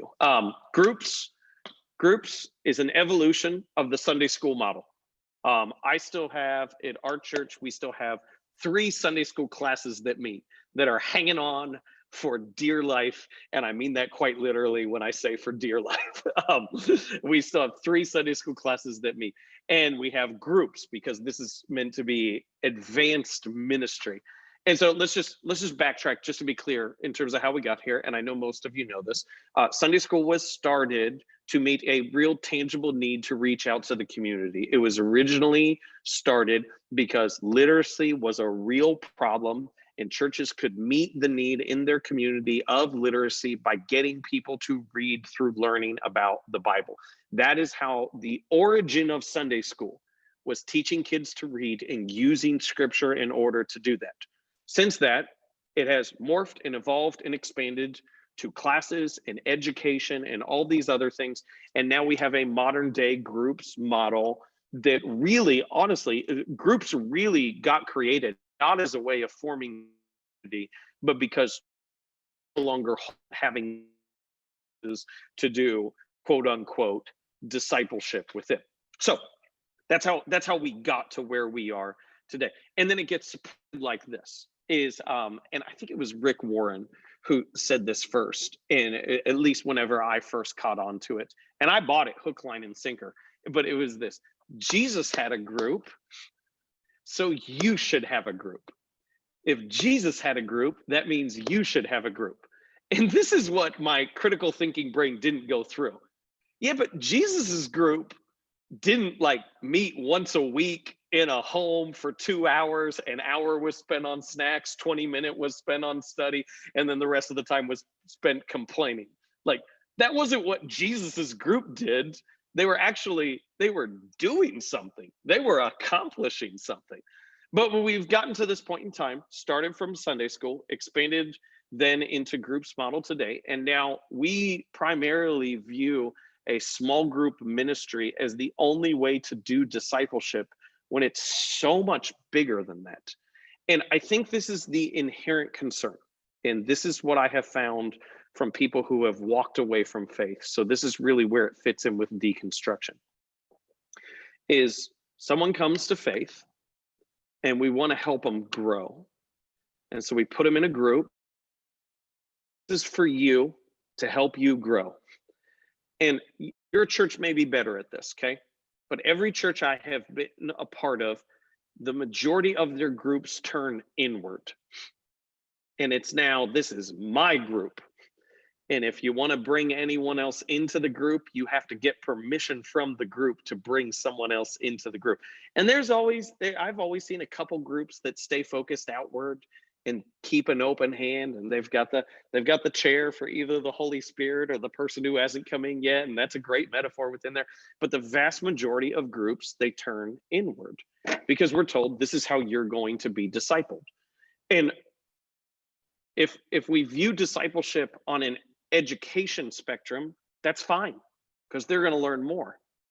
But if we do view discipleship from come and see to go and die, when God calls a man, he bids him go and die, what we're doing is from day one, we're sending them the wrong direction.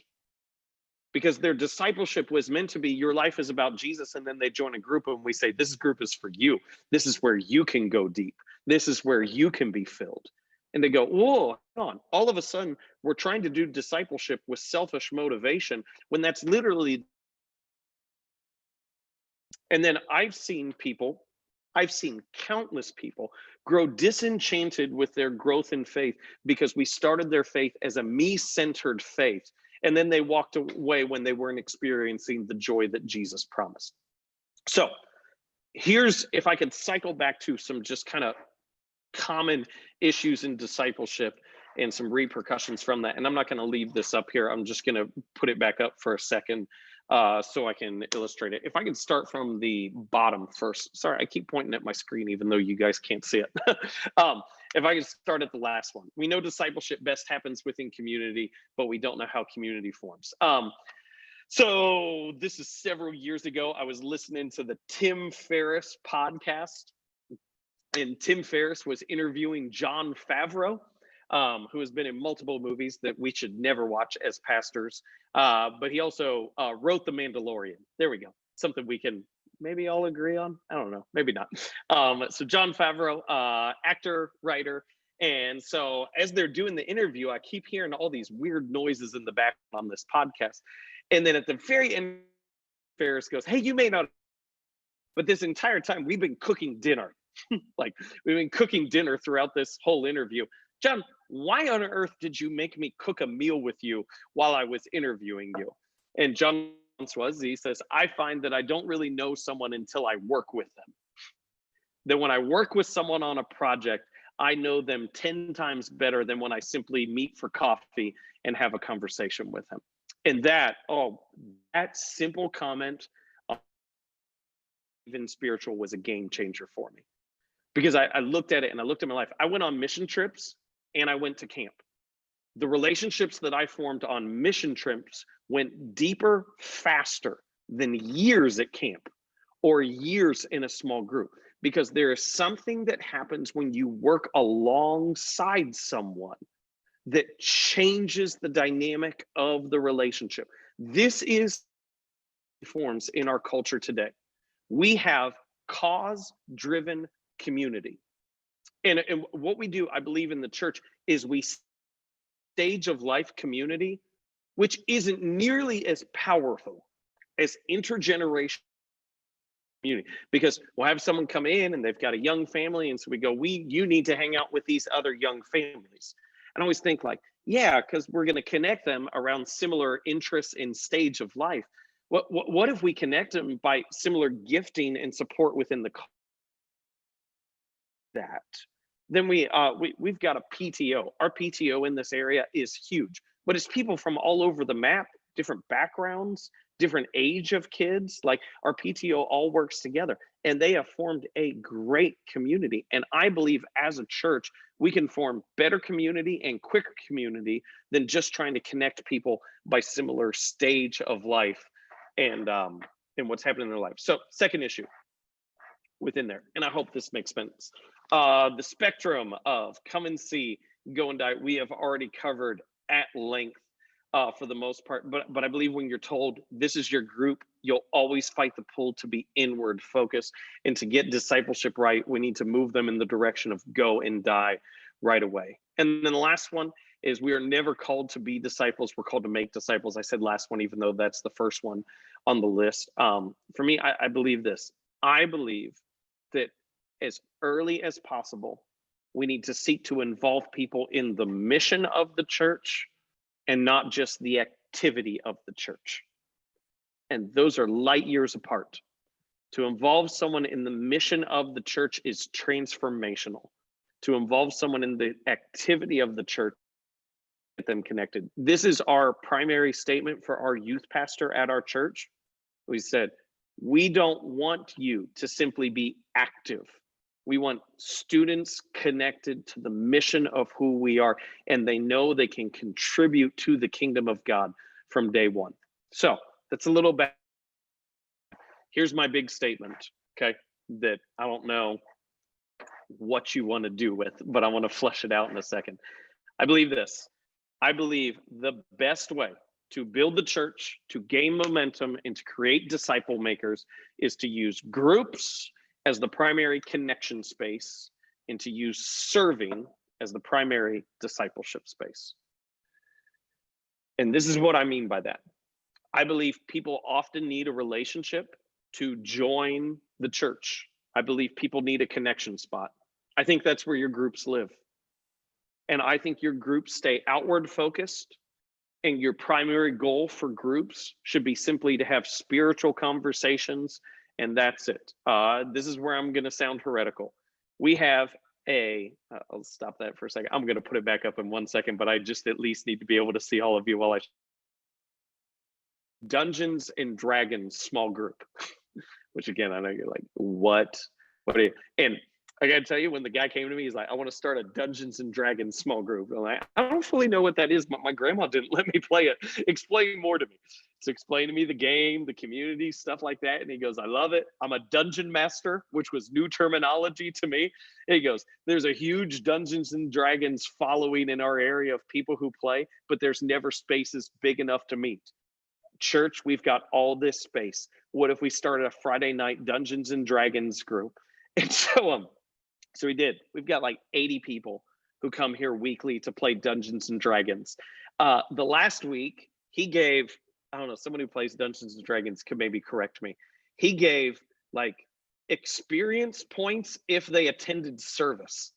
Like we talk about bait and switch in church and unique methods to get people in. He gave Dungeons and Dragons experience points if they came to our Saturday night service and then stayed for Dungeons and Dragons. We've got a military wives group. We've got a military base right by us.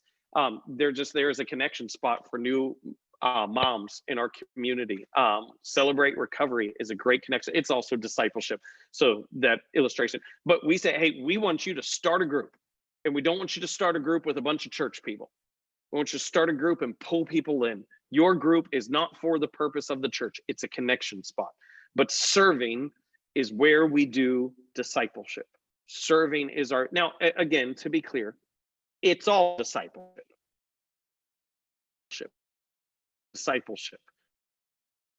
View serving as we go, hey, serving is what we're pointing people towards. That's what we're focused on. So here's my spiel as to why I think serving matters so much. Why serving? I believe community forms more naturally and less awkwardly during serving. I believe it's far easier to go, this is what you're doing together, and you talk as you do it instead of going to someone's house who you don't know, sitting down on their couch and trying to form a conversation. Part of that is because I'm a little introverted, and that is my least favorite thing in the entire world, is to go to someone's house that I don't know and try to strike up a conversation. But I believe that. I believe community forms more naturally and less awkwardly. I believe it sends people the right way on the spectrum from day one. From day one, we're telling them, this is not about you. There's a cost involved. I will say this in messages all the time. You should lose sleep to serve. You should lose freedom on your weekends to serve because it matters. I want people to see go and die from day one. It involves people, the mission of the church and not just the activity of the church. And I believe it is a better context for discipleship conversations. It is so easy to talk about anger or disappointment when you're sitting in a circle in a living room with snacks. It is far more important to talk about anger or disappointment when the worship set didn't go how you wanted it to, or so-and-so didn't show up to serve like you expected to. Like, it is within already the tension and strain of life to have those conversations instead of when we can simply put our best face on. And so here's a quick picture of that in terms of how that looks like. I don't believe, because this is where our staff went right away, I don't believe using serving as discipleship means that you have a separate meeting with your serving team, because for some reason we can't think of discipleship out of, like, we are so stuck in the idea that discipleship is a 1 hour or 2 hour time period in which we're sitting in a circle. Like, Jesus did life with people. They walked together, they moved together, they had a mission together. So it's not a separate meeting within your serving team. Serving itself is discipleship. The other picture is, I think we need to disciple people as if the internet exists. I know it's a new idea, but old discipleship model, the reason why Sunday school was so important is it was the only way to get the content. And I think the content does matter. But to do a study on a book of the Bible or find out this different information, it was the only way to get access to it, was to be a part of that quote unquote disciple environment. The internet exists. The primary role that the church plays is no longer as distributor of content. And so let's not make content the attraction piece. We can involve people in mission and something that is transcendent, meaning that it's bigger than them. And so when we focus on content, we are doing ministry as if the internet doesn't exist. And all of that teaching, all of that information is accessible. Like, it's right there for the taking. And so let's do ministry as if the internet exists. And then this is the most important piece then in terms of how that actually functions, is you focus on leaders cultivating an ongoing conversation about our faith, its impact, our posture, and not just what we have to get done that day. If you're going to use serving as discipleship, what you do is you equip your leaders, or you equip your staff, or you equip yourself. You go, how do I switch all of this to a focus on the purpose of our lives and why we're doing this and why it matters and why it's so important, and where my ego is getting in the way of doing what's best for the church, where my pride and selfishness is getting in the way of what God is seeking to do in the kingdom of heaven. There is, I think most churches get stuck. I'll say it like this. All churches get stuck, not because of the skill levels of the staff, because we're far more focused on personal preferences than the mission of God. And that's, guys, like, that's a problem. Like, I don't know if we see how big of a problem that is. Like, well, we can't do this, even though it's best for this mission that God has dictated that we're supposed to be a part of, because this person wouldn't like it. And anytime I put personal preferences before mission, it's a sanctification issue. Like, that's the reality behind it. It's a, have I died to self and am living for what God desires in the world today, or am I still hung up on what I want? And so when we do serving, it over and over is, it's not about me, it's not about me, it's not about me, it's about what God is doing as a whole. And so I think that's how you do that. So let me, man, I've got one more slide on execution, but and I was maybe a little more bold than I had intended on being. Let's just blame the long flight from Dallas within there, because I didn't mean to run amok within the whole thing. But this is why I'm so passionate about it. And then I'll open it up if you have chat that I must have missed within there. I've watched too many people walk away from faith. And I think as a church, we at times coddled selfishness, and we didn't address it head on when they were most open to the work of God in their life. And so whenever opportunities came up or their faith became inconvenient, we hadn't already fostered a posture that this is about God and his work and what he's doing. And so when faith became inconvenient, it became that much easier to walk away. And again, my larger push is on, I think serving is the better discipleship environment. But I want you to hear the larger piece of just going, man, discipleship is not about knowledge acquisition. It is not. And to label things as discipleship environments is to miss the larger piece of what is actually discipleship. And that we're not called to be disciples, we're called to make disciples. And so, man, if there's anything that I can do that will spare someone from unnecessarily losing their faith, and my brother-in-law is a Calvinist through and through, and so I know he would highly disagree with me on that statement, which is fine. But I think what we do as a church matters, and I think the message that we send to people matters. So, what questions, what thoughts do you have? What pushback do you have? Where am I heretical?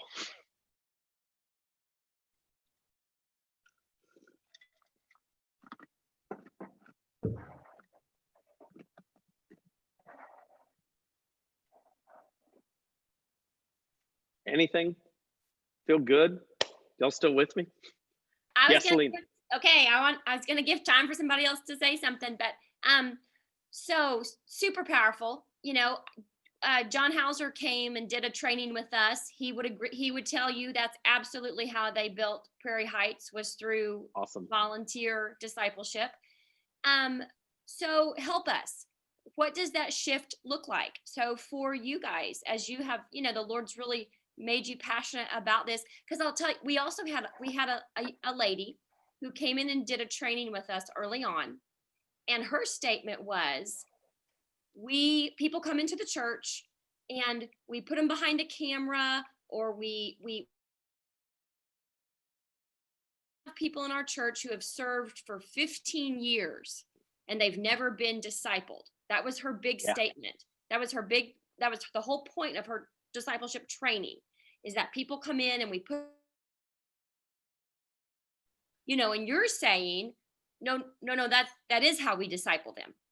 So, okay, so I guess twofold. So practical transition of what that looks like to kind of reformat where we truly are discipling people through serving. And it doesn't just become, oh, okay, we've got them plugged into a team, so we must be discipling them. Yeah. Okay. Beautiful transition to my final slide. Thank you, Selena. I appreciate all the money I gave you in advance to ask that question propped up here. So here's some, that's great. Let me share, before I share this, let me just share one more thing that was just amazing to me is I look back at the youth group that I grew up in. And my youth group was everything to me. My youth pastor is why I wanted to be in ministry. And I look at the people who are still in church. I would venture to guess 80% of the people who I was in youth group with are no longer involved in church. Almost everyone, I can't make it as a final 20%. Almost everyone who is still involved served as a teenager. And there were many students who were never involved in youth, who served regularly, who are still in church. And it was fascinating for me to see, like, there's one guy, he's on the church board of the church I grew up in, which is a church of 600 people, never once came to youth group, never once, but he served on the greeter team as a junior in high school, and he's still involved today, because I think there's something about that changes it. So here's some practical things that I hope are helpful.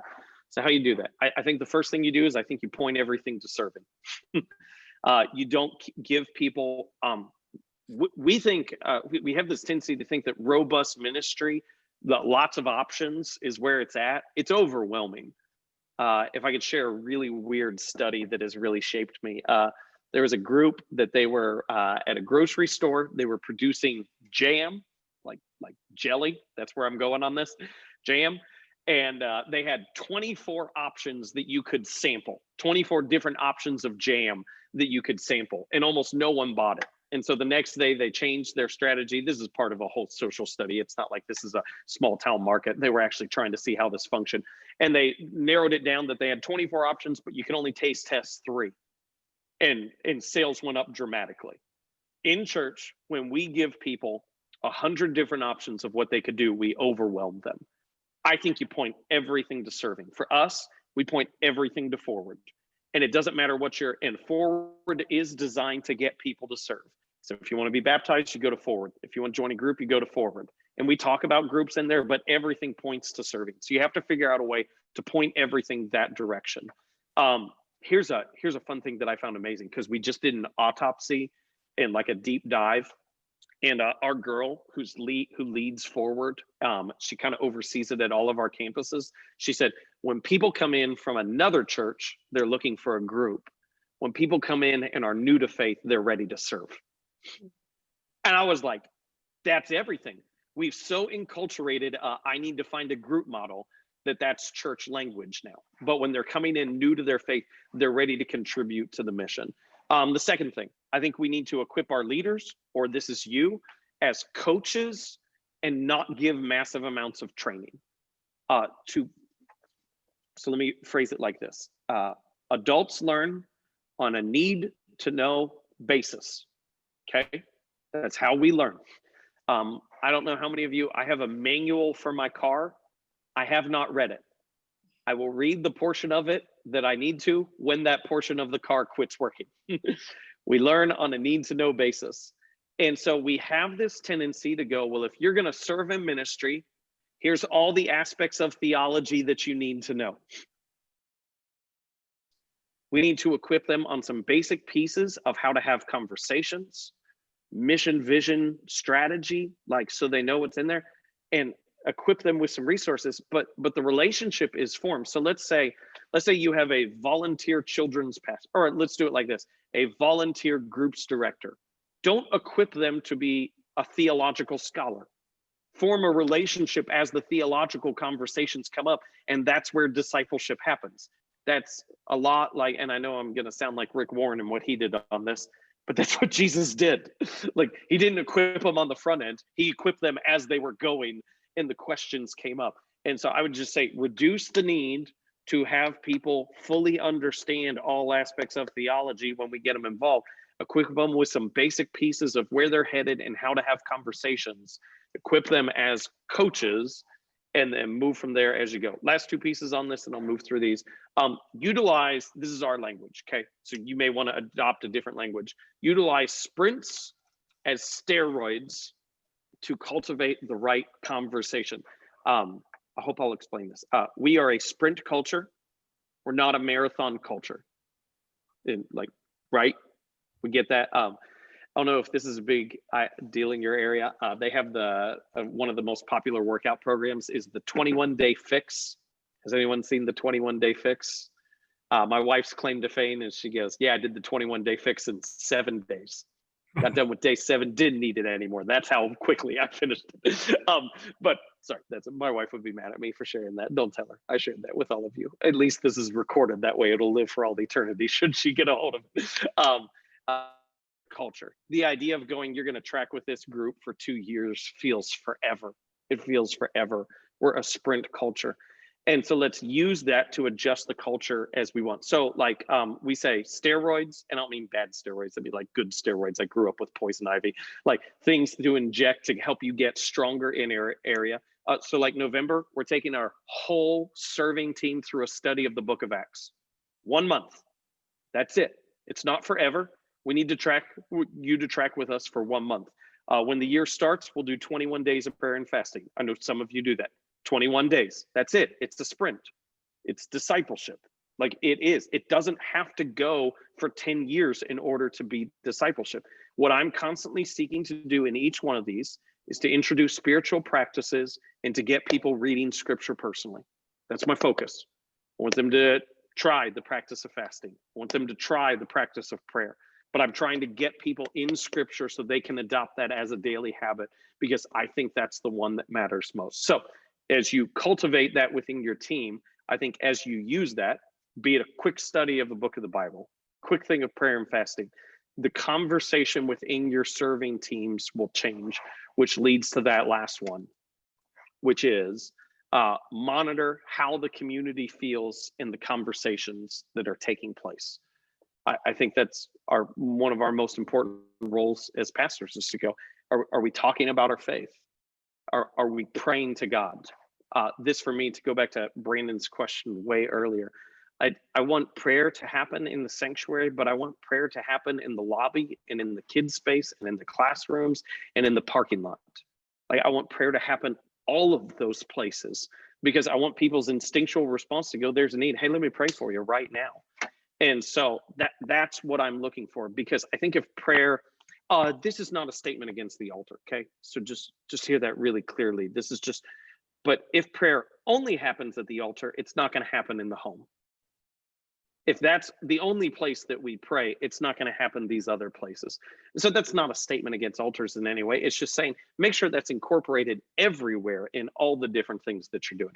But Selena, does that hopefully answer in some way? Do you want me to go any further on any of that?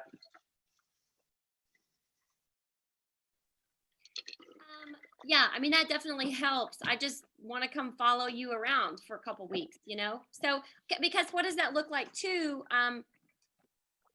Help me in a really, really practical sense. Somebody comes in, they go through your forward class. They pick the area. Do they pick the area they want to serve in? Or do Mhm. you, okay, so they pick the area they want to serve in, they get plugged into a team. What happens next? So let me speak of it as, because it's our staff that does this at this point in time. Let me speak of it if I'm in the area. So if I youth, I'll share it like this. When I was a youth pastor, I was focused on cultivating the community of the adults that led with me, of tracking with them spiritually. And a couple times a year, we'd introduce a book study or a discipleship study of some sort that, like, 30 minutes, and we didn't do this every single week, but like 30 minutes before our youth group, I'd meet with them early and we go over some of this stuff. The most important thing of all of this is I just life with them. I didn't meet with them just when we had a youth service. Like, they came over to my house, we hung out, we talked about struggles with their kids and raising their kids. And one of them, I did the funeral for his dad when he passed away. And we prayed the whole way through that. And I think we understand discipleship, because at times there's pressure to put a number on a roster, and we could go further on that. But I think discipleship is far more organic, of two people who are living with the cause of Christ and what God has done for them on their life, and just navigating forward in the most Christ-like way they can as to how to navigate into the future. So, Selena, your guy who's on the serving team, who 15 years runs a camera, this would be my question, like, to the person who says they're not discipled, they're not being discipled. Well, like, a disciple's known by their fruit. And the fruit of discipleship nowhere in scripture is a comprehensive understanding as to how to navigate the books of the Bible. And again, I'm a Bible guy through and through. And I think that's an important tool, but it's a tool. It's not to go, where's his relationship with God? How is he versus focused?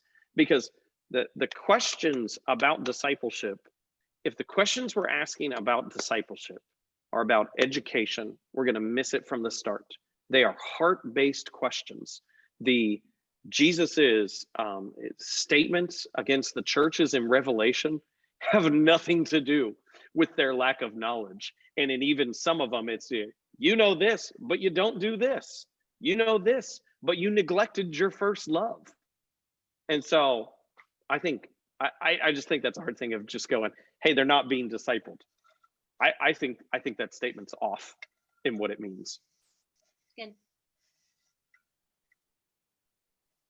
Kevin, it seems like what I hear you describing is discipleship is serving, but while you're serving, you mentioned it, is you're having those conversations. And maybe, if I'm hearing you right, the coaching or the training may be the question. What's the right question to ask to get that disciple to think and have to come to answer that either unspoken question or direct question, Mm-hmm. and then they fill in the blanks. Yeah, they have to respond. I would say, Chad, there's some old questions in the church that we don't ask anymore that we need to bring back. And the old questions are things like, how's your relationship with God? How's your soul? Like, how's your soul? That question matters, and it doesn't get asked anymore. And I think that's a really important question. And it's just within all this, it's just to go, so I don't want to, because if we walk out of this and you guys go, oh, discipleship is serving, I've just created a new sacred cow that has to be torn down. Discipleship is not groups. Discipleship is not serving. All of these are practices that help us look at our own brokenness and the fullness and supremacy of Christ. That is discipleship. Discipleship is, I am helpless without God. I can do nothing without him. He is perfecting me more every day as I abide in him. And so I look to him for everything. That is discipleship.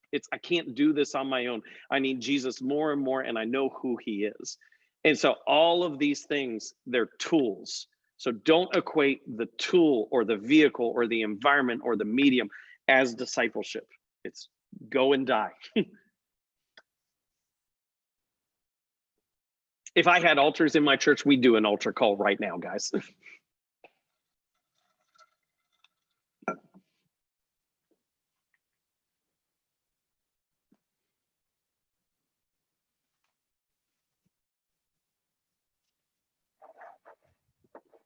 I want to ask one question. I'm just thinking out loud, so you've already answered it, even though I'm staying with you. I'm trying to track.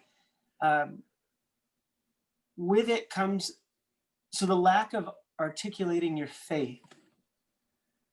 People just don't know how to talk about their faith. Mm-hmm. They just don't. It's a conversation that's really for the pastor. Go see my pastor about that. Yeah.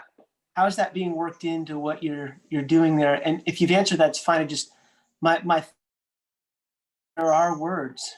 There is theology that someone will learn and know, and it's the basics about their relationship with God and Jesus and salvation, because everybody's supposed to have an answer, for the one who's asking. And I believe that we can. So how does that work into those times of training that people are speaking to things that are biblical? So you're asking about like just kind of those initial pieces of understanding basics of faith formation. Are you asking that? Yeah, I mean, it's obviously going to work in. I mean, who they're around, they're going to, so obviously your leaders or your team that you're training, there's probably a language that's being developed. Yes. Mm-hmm. And that becomes for me my most important role in our church, is I'm monitoring the culture, spiritual temperature. I'm literally in the lobby watching to see where's the joy level, where's the prayer level. Like, are people praying with each other still? Or is that something that doesn't happen within the flow of life anymore? Do we set that aside for a special prayer time? Because I think there should be special prayer times, but it should happen within all of it. The basics of education, because there is, to use like business terminology, there's almost like an onboarding piece for a discipleship of like, hey, you need to know this. And so when our leaders or our staff has someone come in and they're brand new, man, they know that. And so they'll jump all over it. And so that they'll be like, hey, let's do lunch. Let's do this. You're not a seasoned Christian walking in who's already stable and should be able to help others. You're someone coming in from the get-go. And so they'll get close to them. They'll have them over. They'll recommend resources to them. And so there's all those things that happen, but it's not, I don't know, it's natural. It's relational. And you know when it's happening and you know when it's not. That's what I was looking for. I appreciate that. Thank you.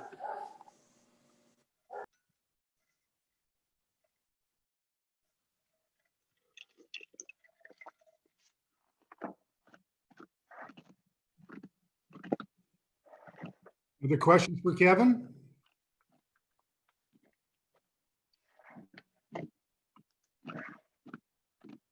Well, have you been challenged this morning? I hope so. I hope so.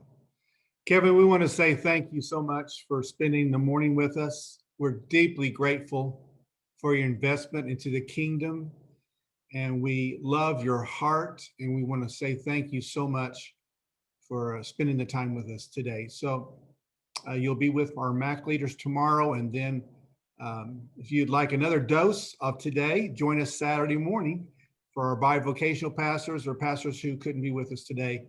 We'll be doing this again Saturday morning. So Kevin, thank you so much. We really appreciate it.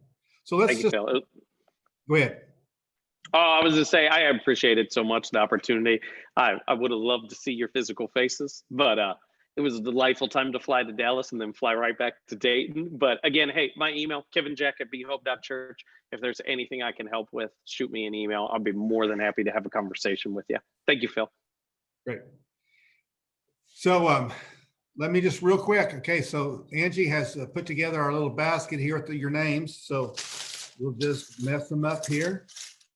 And we'll just pick out one in the middle here. So this is for the TV, okay? So everybody listening that's been part. So Justin Couch, you just won a TV, all right? So,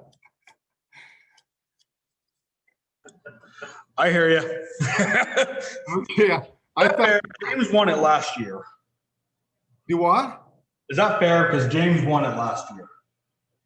Hey, you know, I'll take it. If you want to give it back, we'll give it. I'll take it.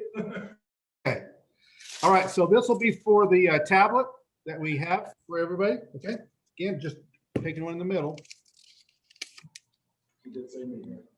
Bruce McCrite. Bruce McCrite. So Bruce, you on? Oh, Bruce, on. You'll be losing this. Bruce? Last call.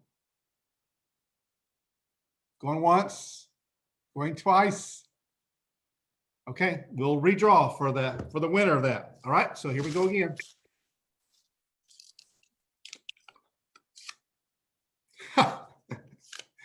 Chris Carver. Chris? I'm here, but give it to someone else. I have a. Okay. All right, we'll draw again. Here we go. Just I'm reaching right down into the middle. Okay. So it's Gary Swearingen.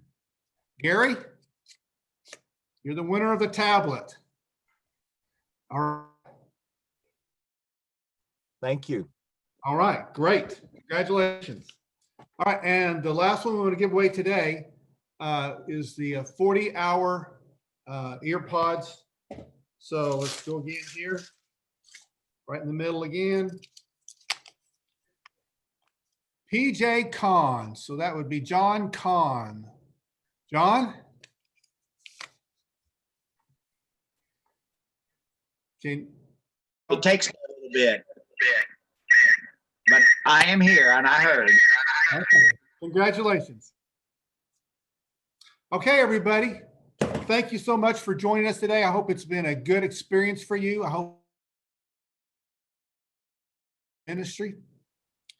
And of course, my prayer for you is that God's richest blessings will be on you as you go through the day and as you go into your ministry. And we'll look forward to hearing good things in the days ahead. So blessings to all of you. Go in his grace, and may this day be a good day as you walk with the King. All right. Bye-bye.